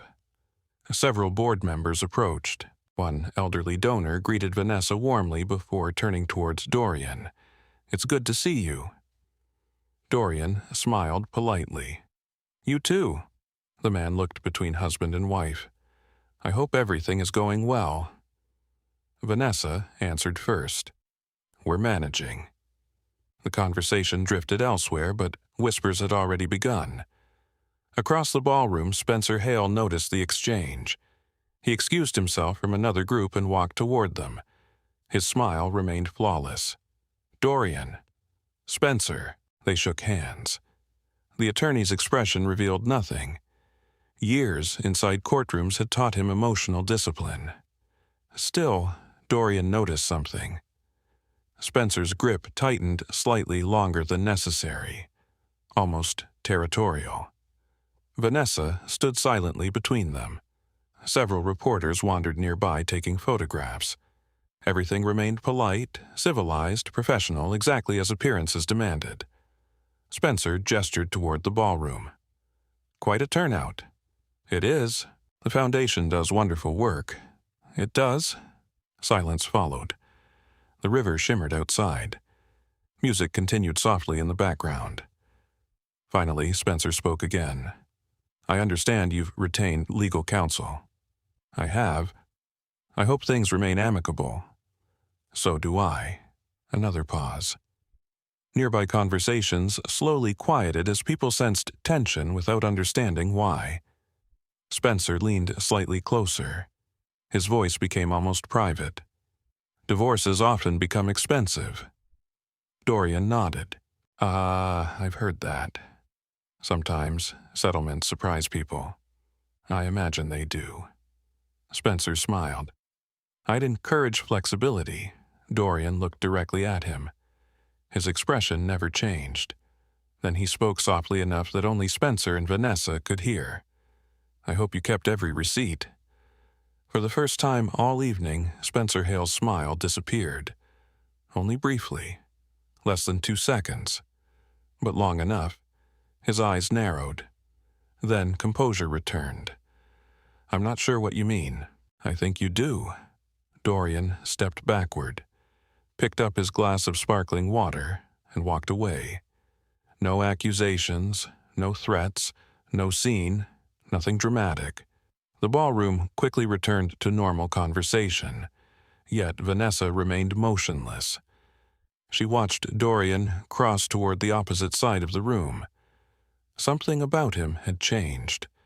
The quiet husband everyone underestimated no longer looked uncertain. He looked patient. Across the ballroom, Olivia Bennett entered quietly through a side entrance. She carried no purse, only a small leather portfolio. Daniel Harper followed moments later. Neither approached Dorian. Neither acknowledged him publicly. They simply mingled among guests while observing. Professional, invisible, prepared. Later that evening, as donors gathered for the final auction, Olivia quietly passed beside Dorian. Without stopping, she slipped a folded note into his hand. No one noticed. Not Vanessa, not Spencer, not the photographers. Dorian waited until he stood alone near the terrace before unfolding it. Inside appeared only one sentence. "We found the hotel payments, nothing else. No explanation, no signature. Only those 5 words. Dorian folded the note and slipped it into his pocket. Below the terrace, Charleston Harbor reflected thousands of city lights. Boats drifted silently across black water. Behind him, applause erupted as another charity donation broke fundraising records. No one inside the ballroom realized another record had just been broken. For the first time since the conspiracy began, Olivia Bennett had found a direct financial trail connecting Spencer Hale to Magnolia Asset Holdings. And if the money could travel one direction, it could be traced back the other way as well. The Charleston County Courthouse stood beneath a bright blue sky. Its stone columns had witnessed generations of divorces, business disputes, inheritance battles, and criminal trials. Lawyers hurried through the front entrance carrying briefcases while television vans parked along Meeting Street prepared for another ordinary day of legal proceedings. For Dorian Cole, nothing about the morning felt ordinary. He arrived 20 minutes early. The old Ford pickup looked almost invisible beside rows of imported luxury sedans parked outside the courthouse. He stepped out wearing the same charcoal suit from the charity gala. No expensive watch, no designer shoes. Only a leather portfolio tucked beneath his arm. Daniel Harper waited near the security entrance. He greeted Dorian with a quiet nod. "You sleep?" "A little." Daniel smiled. "Good. We'll need patience today." Dorian answered only once. "I have plenty." They passed through security without conversation. Inside, polished marble floors echoed beneath hundreds of footsteps. Families whispered nervously. Attorneys rehearsed arguments. Court officers called names from crowded hallways. The entire building seemed built upon tension. Courtroom 3 occupied the second floor. By 9:30, nearly every seat had filled. Several local reporters sat quietly in the back. Charleston's legal community had already begun discussing the unusual divorce between Vanessa Cole and her quiet husband. Rumors spread quickly among wealthy circles. Most believed Vanessa would walk away with nearly everything. Dorian's silence had convinced many people that he possessed little evidence. That assumption suited him perfectly. Judge Eleanor Brooks entered promptly at 10. The courtroom rose. She carried nearly 30 years of judicial experience and a reputation for demanding precision from every attorney appearing before her. Everyone sat. Vanessa entered beside her legal team. She wore a cream-colored suit and carried herself confidently. From across the courtroom, she looked composed, professional, prepared. Spencer Hale sat several rows behind her. Officially, he appeared only as legal counsel connected to financial matters. Nothing more. No one unfamiliar with the situation would suspect anything unusual. Dorian never looked directly at either of them. Instead, he organized documents inside his portfolio. Every page numbered. Every exhibit labeled. Every receipt indexed. The narrator lingered beside his quiet concentration. He no longer cared about appearances, only sequence, only proof. Vanessa's attorney stood first, confident, experienced. He approached the bench carrying a thick binder. "Your Honor, this marriage has suffered years of financial irresponsibility." He walked slowly before the jury box, although no jury sat in family court. The petitioner seeks equitable protection after discovering hidden assets, unstable financial conduct, and a pattern of secrecy. He turned toward Dorian. "My client sacrificed years supporting this marriage, while Mr. Cole concealed substantial financial information." Vanessa lowered her eyes at exactly the right moment. Several spectators exchanged sympathetic glances. The attorney continued. "My client requests division of marital property consistent with state law." The presentation lasted nearly 40 minutes. Charts appeared, tax summaries, property valuations, bank balances. Everything carefully arranged to portray Dorian as secretive and reckless. Judge Brooks listened quietly without interruption. Then she looked toward Daniel Harper. Counsel. Daniel stood slowly. Unlike Vanessa's attorney, he carried only one folder. No dramatic gestures. No emotional language. He walked calmly toward the lectern. Your Honor, my client agrees that transparency matters. He paused. Which is precisely why we are here. The courtroom became noticeably quieter. Daniel opened the folder. The petitioner alleges hidden assets. He placed one document before the judge. We agree assets were hidden. Another document followed, but not by Mr. Cole. Then another, and not without planning. Vanessa's attorney shifted uneasily. Daniel continued. I request permission to introduce certified banking records from Atlantic Harbor Bank. Granted. The clerk accepted the evidence.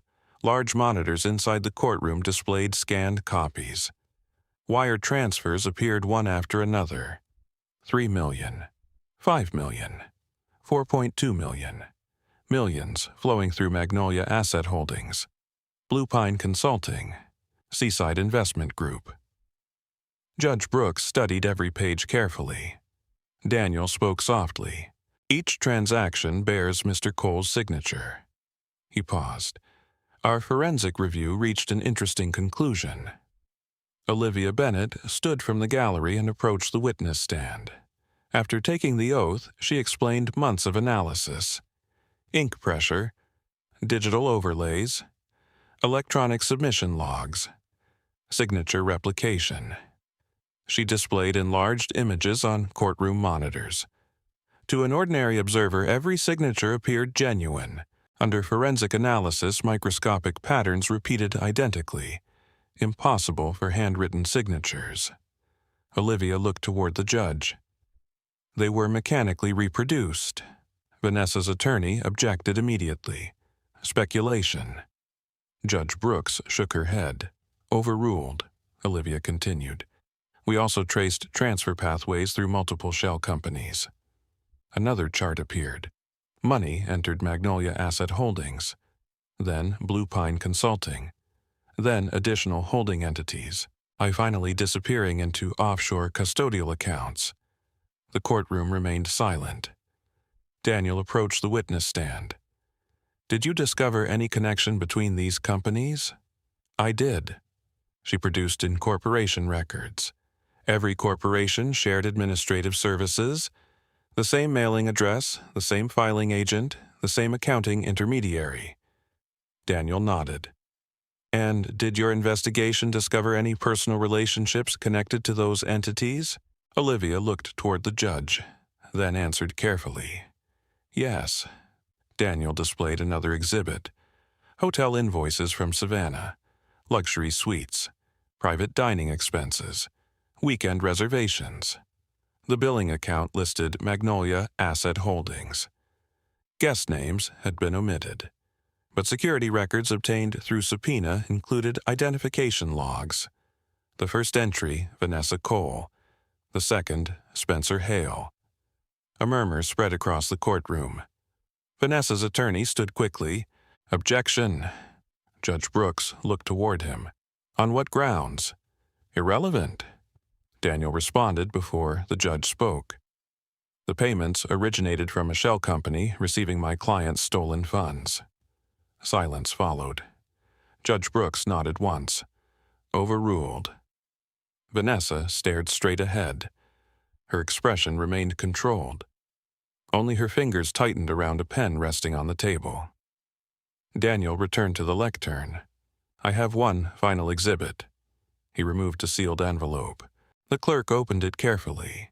Inside rested correspondence from Southeastern Heritage Trust. Judge Brooks reviewed the first page, then the second. Her expression changed almost imperceptibly. She looked toward Spencer Hale. Mr. Hale. The attorney stood. Judge Brooks adjusted her glasses. Did your firm contact the Cole Legacy Reserve Trust approximately 7 weeks before these transfers occurred? For the first time that morning, Spencer hesitated. Only briefly, but everyone in the courtroom noticed. His answer came slowly. Yes. Judge Brooks asked another question. "Were you authorized to seek information regarding that trust?" The courtroom became completely silent. Outside, church bells rang somewhere across downtown Charleston. Inside, dozens of people waited for Spencer Hale's answer. And for the first time since this entire conspiracy began, the man who believed he controlled the game no longer looked completely certain. The news reached Charleston before sunset. Not through television, not through newspapers, but through whispered conversations inside law offices, country clubs, and downtown restaurants where the city's professional class gathered every evening. Something unusual had happened inside Courtroom 3. Judge Eleanor Brooks had asked Spencer Hale a question he could not answer immediately. In Charleston's legal community, hesitation could be more dangerous than confession. By the following morning, the atmosphere inside Hale Legal Group had changed completely. Employees still arrived at 8. Receptionists still answered phones. Assistants still carried files between offices. From the outside, nothing appeared different. Inside, however, conversations stopped whenever Spencer walked past. Partners closed doors more often. Compliance officers requested archived billing records. The firm's managing committee scheduled an emergency meeting before lunch. No announcement explained why. None was necessary. The narrator remained beside Dorian Cole's quiet observations rather than anyone else's private thoughts. He did not celebrate. He understood that large institutions moved slowly. Truth arrived one document at a time. Early that morning, Daniel Harper called. "We received another production order." Dorian poured coffee into his old steel thermos. "For what?" "Electronic communications. Emails and calendars." Dorian remained silent. Daniel continued. "The judge authorized preservation orders, meaning no one can legally destroy records now." The call ended. Dorian drove toward his maintenance job outside Mount Pleasant. The sound of power tools and air compressors filled the construction site while crews repaired aging ventilation systems inside a manufacturing warehouse. For 8 hours, he worked exactly as he always had, replacing filters, checking wiring, inspecting compressors. The workers beside him had no idea their quiet supervisor had spent the previous day exposing a multi-million-dollar fraud. Dorian preferred it that way. Near noon, his phone vibrated. Olivia Bennett. "I have something." "What is it?" "The shell companies paid for more than hotels." He stepped outside into the loading yard. Truck engines echoed across the concrete. "What else?" "Private flights." Dorian waited. Olivia continued. "Luxury rentals, vehicle leases, vacation properties, and there are recurring payments to a consulting contract that doesn't exist." "Who signed them?" "I'll show you tonight." 6 hours later, they met inside Daniel Harper's office. Stacks of subpoena responses covered nearly every available surface. Printers continued running in adjacent rooms. Paralegals organized thousands of pages into evidence binders. Olivia projected spreadsheets across a large monitor. Colored lines connected dozens of transactions. Money flowed through Magnolia Asset Holdings, into Blue Pine Consulting, into offshore custodial accounts, then unexpectedly back into Charleston through property management companies and travel agencies.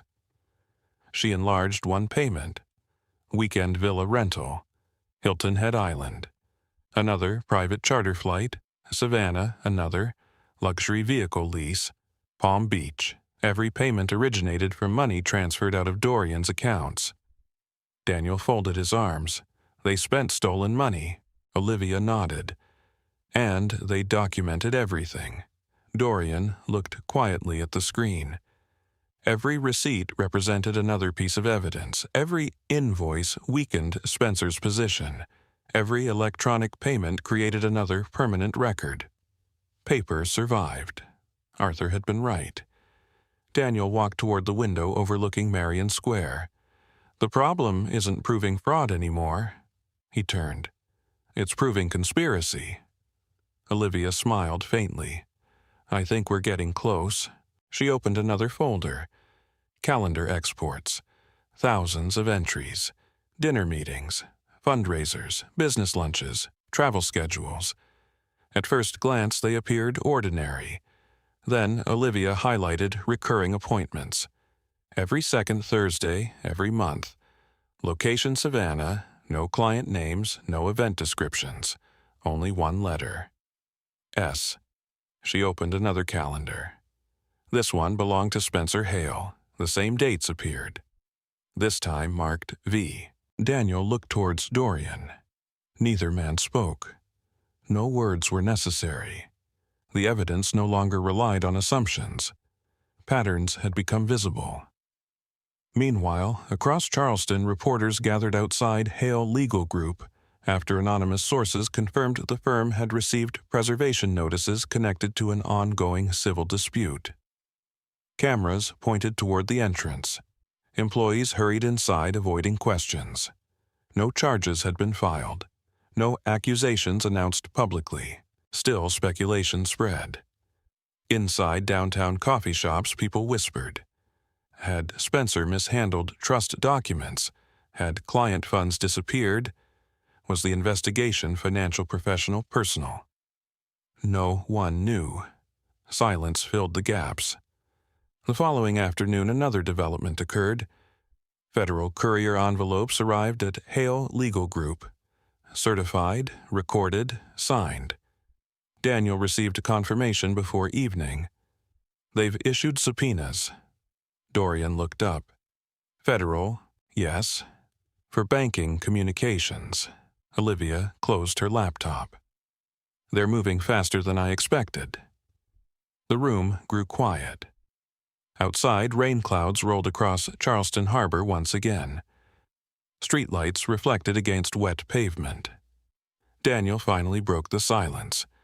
From this point forward, mistakes become expensive. Dorian understood. Pressure changed people. When cornered, desperate individuals often destroyed evidence, or blamed partners, or abandoned carefully rehearsed stories. Conspiracies rarely survived investigation. They collapsed from inside. Later that evening, Dorian drove home. Vanessa's Mercedes remained absent. The house stood dark except for the porch light. He entered quietly. No messages waited, no notes, no explanations, only silence. He walked into Arthur's old study and opened the folder containing the handwritten trust instructions. The paper felt thin after 36 years. The ink had faded, yet one sentence remained perfectly readable. Greed never knows when to stop digging. Dorian stared at the words for several minutes. Arthur had not been warning future thieves. He had been warning future heirs. The old mechanic understood something courts often discovered too late. Most lies collapse beneath their own weight. They simply need enough time. His phone vibrated one final time before midnight. Daniel Harper.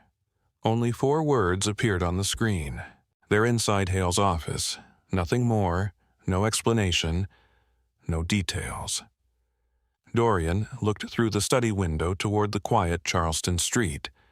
Somewhere downtown, investigators were opening filing cabinets, copying hard drives, collecting invoices, reviewing decades of records. The conspiracy that began with $20 million had finally reached the place where it was born. And once federal investigators started reading paper trails, there would be no way to erase the truth. The second hearing lasted less than 2 hours.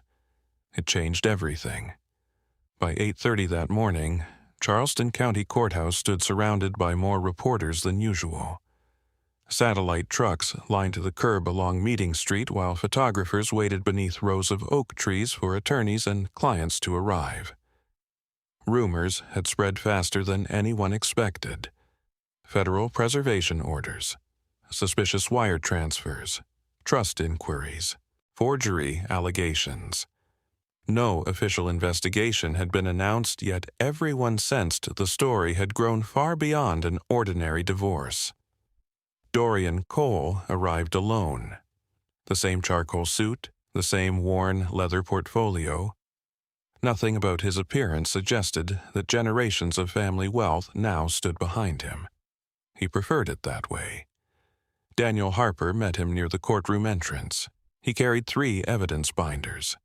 Nothing else. "No interviews," Daniel said quietly. "I wasn't planning to." "Good." They entered without another word. Inside the courtroom felt noticeably different from the previous hearing. Additional court staff occupied the rear benches.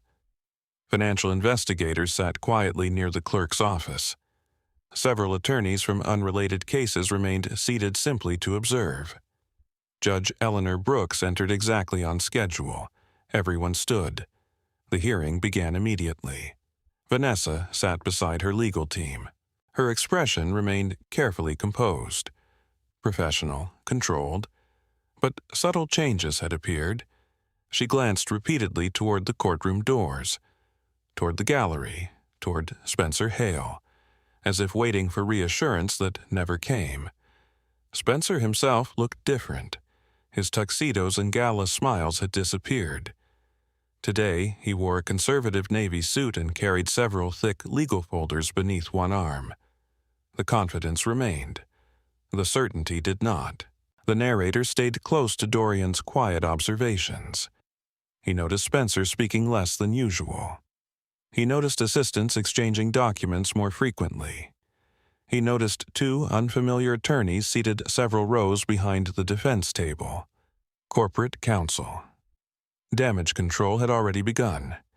Judge Brooks reviewed preliminary motions before turning toward Daniel Harper. "Counsel, you requested supplemental evidence." Daniel stood. "Yes, Your Honor." He approached the lectern carrying only one folder. "This evidence concerns motive." Silence settled across the courtroom. Daniel removed several enlarged photographs, security images, hotel entrances, parking garages, private airport terminals. Each carried date stamps. Each corresponded to transfers from Dorian's missing funds. The clerk displayed them on courtroom monitors. One photograph showed Vanessa entering a luxury hotel in Savannah. Another showed the Spencer arriving less than 20 minutes later. Neither image proved misconduct. Together, they established repeated contact. Daniel spoke calmly. "We also submit travel invoices paid through Magnolia Asset Holdings." Another exhibit appeared. Weekend reservations, private dining expenses, vehicle rentals, boat charters. Every payment originated from the same shell company, receiving money from Dorian's accounts. Vanessa's attorney objected. "Speculation." Judge Brooks shook her head. "Overruled." Daniel continued. "The defense argues these meetings concerned charitable fundraising." He paused. "Our forensic review reached another conclusion." Olivia Bennett approached the witness stand once again. This time, she carried only a single envelope. After taking the oath, she removed several printed email headers. No message bodies remained. Only metadata preserved by Internet service providers. Sender, recipient, timestamps, attachment sizes. Nothing more. Yet the pattern proved remarkable. More than 80 encrypted file transfers had occurred between Vanessa and Spencer during the previous 18 months. Almost every transfer preceded a major movement of money. Olivia pointed toward the timeline displayed across the courtroom monitors. Blue lines represented communications. Red lines represented financial transfers. The colors overlapped repeatedly. The pattern became impossible to ignore. Judge Brooks studied the display quietly. Vanessa lowered her eyes. Daniel spoke again. "Coincidences occur." He pointed toward the screen. 82 coincidences deserve closer examination. The courtroom remained silent. Outside, church bells echoed faintly through downtown Charleston. Inside, every observer understood the direction of the case had shifted. Then Daniel introduced something unexpected: Arthur Cole's handwritten letter.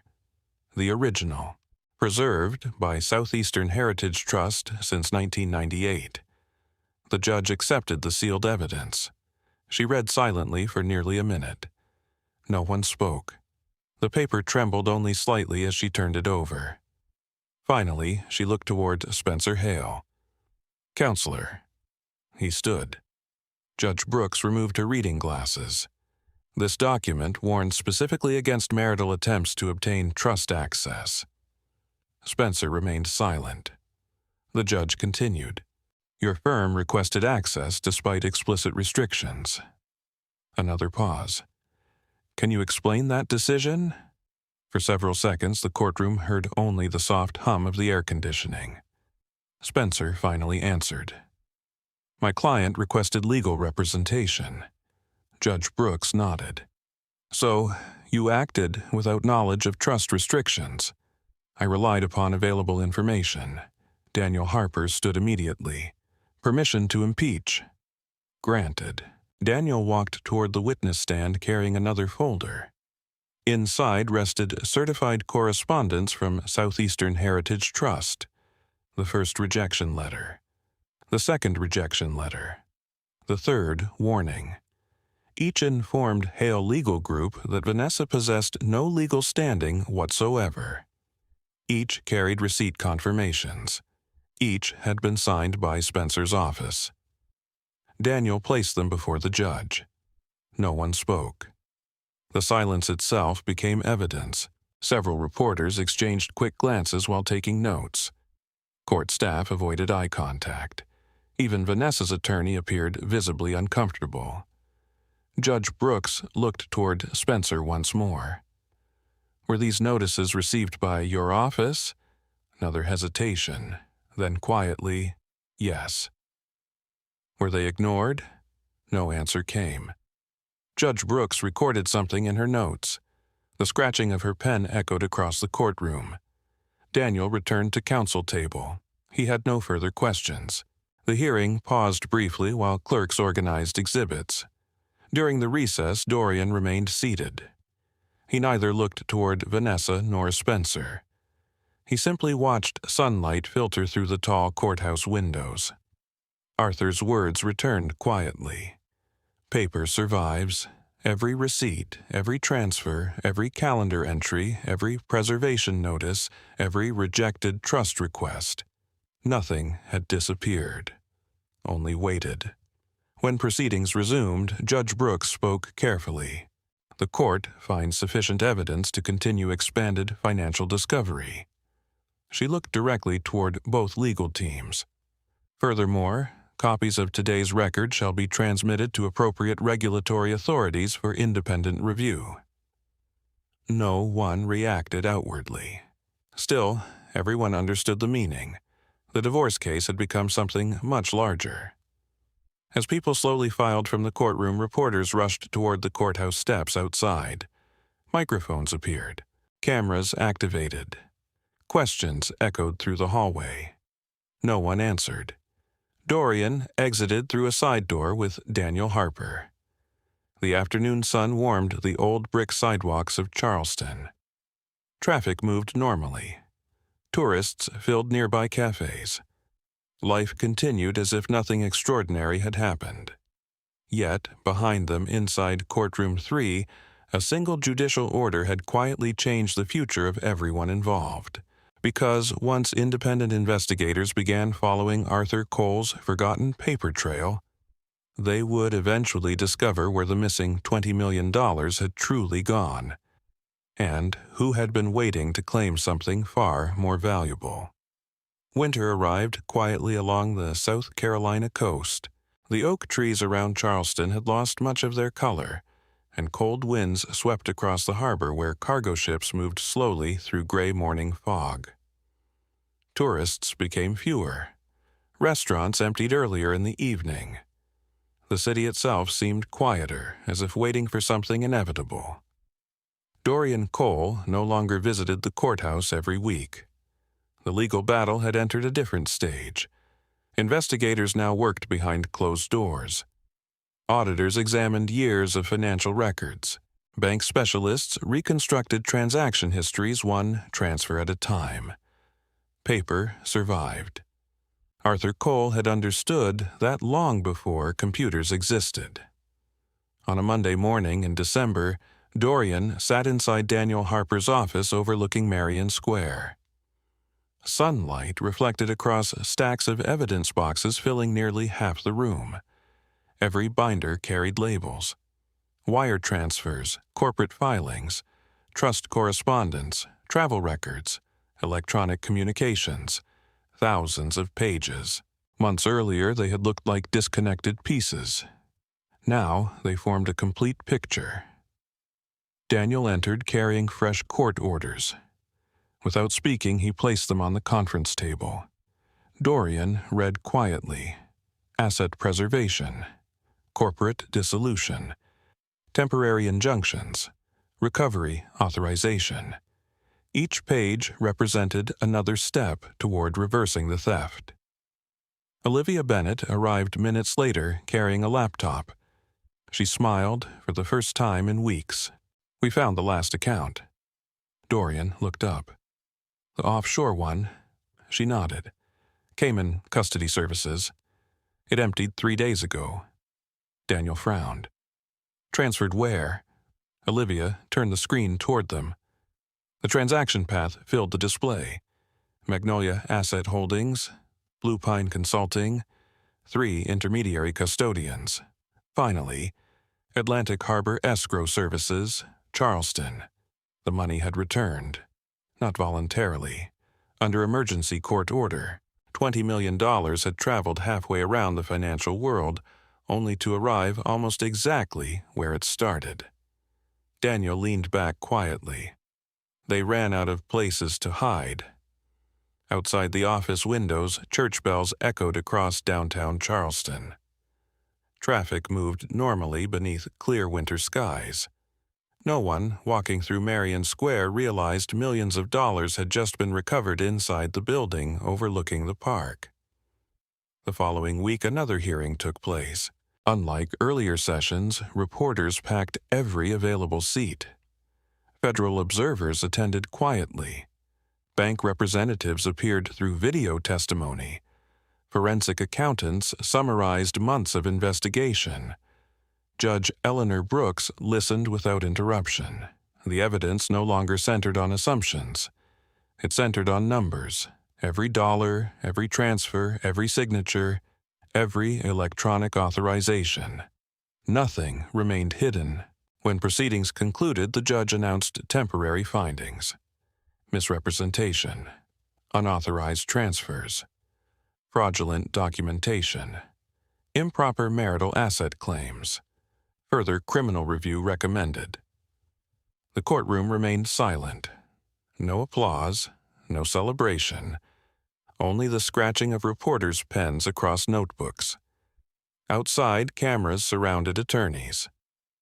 Daniel Harper declined comment. Olivia Bennett walked directly to her car. Dorian exited through a side entrance exactly as he had planned. He had no interest in public victory. Justice did not require an audience. 3 weeks later, another letter arrived. This one came from the South Carolina Bar Association. Spencer Hale had voluntarily surrendered his law license pending disciplinary review. The announcement spread quickly through Charleston. Television stations reported the story. Legal journals published editorials. Former clients requested independent audits of trust accounts. The reputation Spencer spent decades building collapsed in less than a month. Dorian watched none of it. Instead, he drove north toward Beaufort County. The old workshop Arthur Cole had owned sat quietly beneath towering pine trees several miles outside town. The building looked abandoned. Peeling paint, rusting roof, broken windows. Neighbors believed it had no value. Developers had offered to buy the land several times. Arthur always refused. Dorian parked beside the familiar gravel drive. The same wooden workbench remained inside. Old tools still hung from nails driven into the walls decades earlier. Everything smelled faintly of engine oil and cedar. He stood quietly in the center of the room. No cameras, no lawyers, no reporters. Only silence. He imagined Arthur repairing engines exactly where he stood, working slowly, patiently, never wasting movement, never wasting words. Dorian reached into his jacket pocket. The little brass key remained there. He placed it carefully onto the old workbench. Beside it rested Arthur's handwritten note. The patient man arrives after everyone else leaves. For several minutes he simply looked at them. $20 million had returned. The trust remained protected. The legacy reserve survived untouched. Yet none of those victories felt as important as the lesson Arthur had quietly left behind.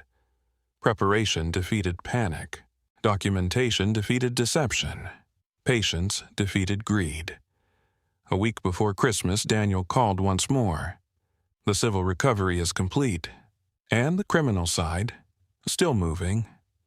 Dorian thanked him. Nothing more. The call lasted less than 30 seconds. That afternoon he listed the Charleston house for sale. Friends questioned the decision. Neighbors expressed surprise. Real estate agents recommended renovations to increase value. Dorian ignored every suggestion. He accepted the first reasonable offer. The closing occurred quietly. No interviews, no announcements, no celebration. Vanessa received only the portion ordered after financial offsets and fraud findings reduced nearly every claim she originally made. The newspapers called it a stunning reversal. Dorian never read the articles. On his final evening inside the old house, he walked room by room. The kitchen where suspicious smiles first appeared. The study where Arthur's blue cash box disappeared. The staircase where hidden phone calls echoed through the ceiling. Every room looked ordinary again. Only memory had changed. He turned off the lights one final time. Outside, snowflakes rare for coastal South Carolina drifted lightly through the evening air. His old Ford pickup started on the first turn. Boxes filled the truck bed. Nothing expensive, mostly books, tools, folders, Arthur's letters. As he drove away, the rearview mirror reflected the empty house growing smaller behind him. For years, people believed that building represented success. They were wrong. The real inheritance had never been inside those walls. It had been waiting quietly inside forgotten papers, hidden trust documents, and an old mechanic's stubborn wisdom. Ahead, the road towards Beaufort disappeared into the winter dusk, and for the first time since the $20 million vanished, Dorian Cole no longer felt like a man recovering what had been stolen. He felt like a grandson finally understanding what had truly been left behind. Spring returned to South Carolina almost unnoticed. The marsh grass outside Beaufort turned green again. Shrimp boats drifted quietly through the morning mist, and white egrets stood motionless along the shallow water as if nothing in the world had ever changed. Nearly 11 months had passed since $20 million disappeared from Dorian Cole's accounts. The legal battle had ended. The investigations had concluded. The headlines had faded. Charleston had already found new scandals to discuss. The city moved on. Dorian did not. He simply moved forward. His new home stood several miles outside Beaufort, overlooking a narrow stretch of tidal marsh where the sound of wind through tall reeds replaced traffic noise and courtroom echoes. The house itself was modest.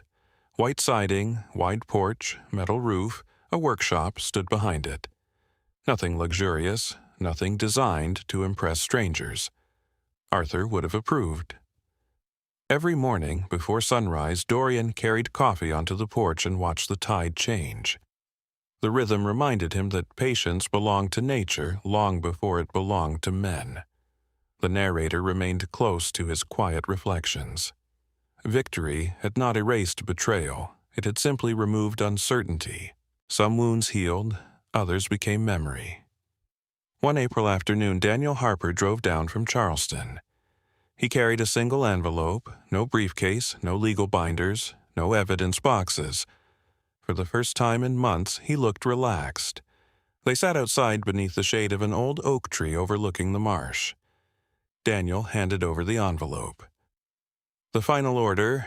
Dorian opened it carefully. The court confirmed permanent recovery of the remaining financial assets. Civil penalties had been assessed. Additional restitution orders entered. Professional sanctions finalized. Every appeal period had expired. The case was over. Daniel leaned back quietly. "You won."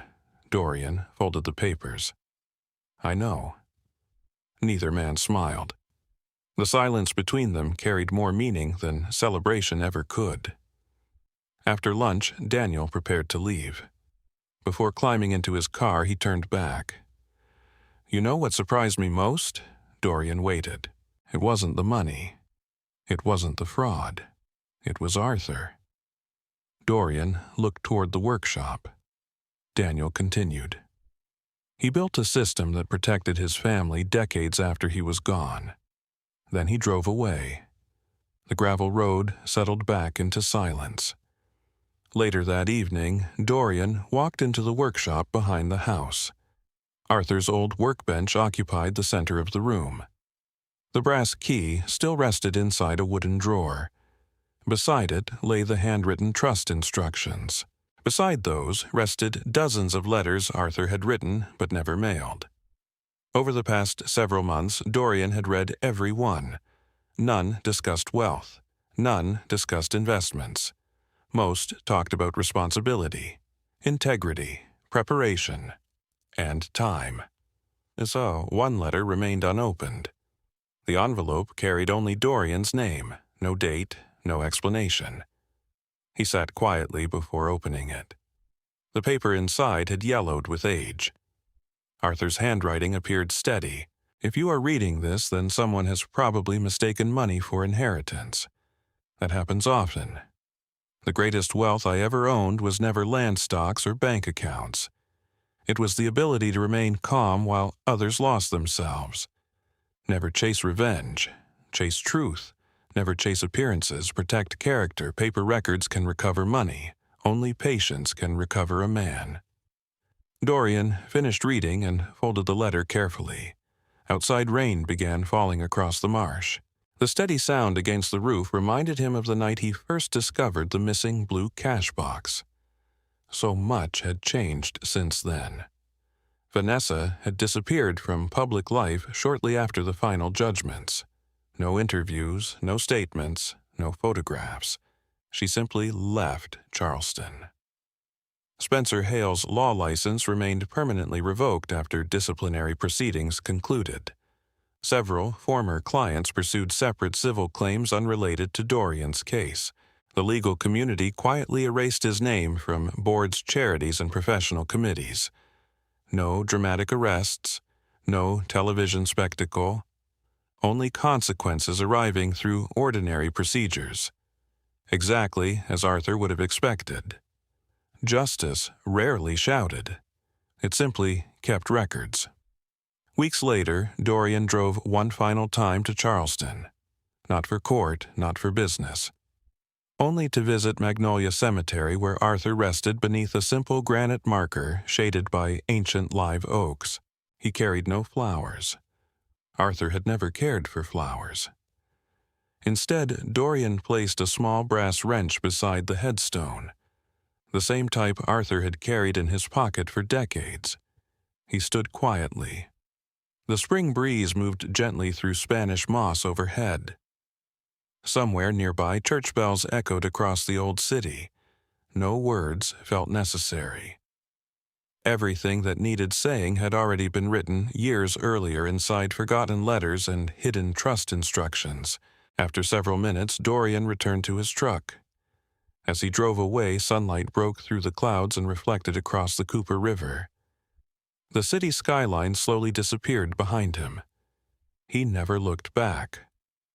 Months later, the old brass key remained hanging above his workbench. Visitors occasionally asked about it. Dorian always smiled. It opened something important. No one ever asked what. Perhaps they assumed it unlocked an old box, a safe, a vault. In truth, the key had unlocked something much larger. It had opened the truth hidden beneath greed appearances and betrayal. It had revealed that quiet preparation could outlive deception by generations. And it had proven what Arthur Cole understood long before anyone else. The strongest inheritance is not the fortune a man leaves behind. It is the wisdom that protects it after he is gone. Some people believe justice arrives in dramatic moments with shouting revenge or public humiliation. But real justice often moves quietly. It waits inside records patient decisions and people who refuse to let anger make their choices. Dorian never won because he was richer or smarter than everyone else. He won because he stayed calm long enough for the truth to catch up. In everyday life, many people judge others by appearances. A modest truck, old clothes, or quiet behavior can hide years of preparation, sacrifice, and strength. The people who speak the least sometimes understand the most. And when difficult moments come, patience often protects us better than panic ever could. Have you ever watched someone underestimate a quiet person only to discover they were completely wrong? Share your story in the comments. Your experience might encourage someone else facing betrayal or hardship today. And if you enjoy stories where patience defeats greed and truth outlasts deception, don't forget to subscribe because tomorrow's story may remind you that the greatest victories are often the ones nobody sees coming.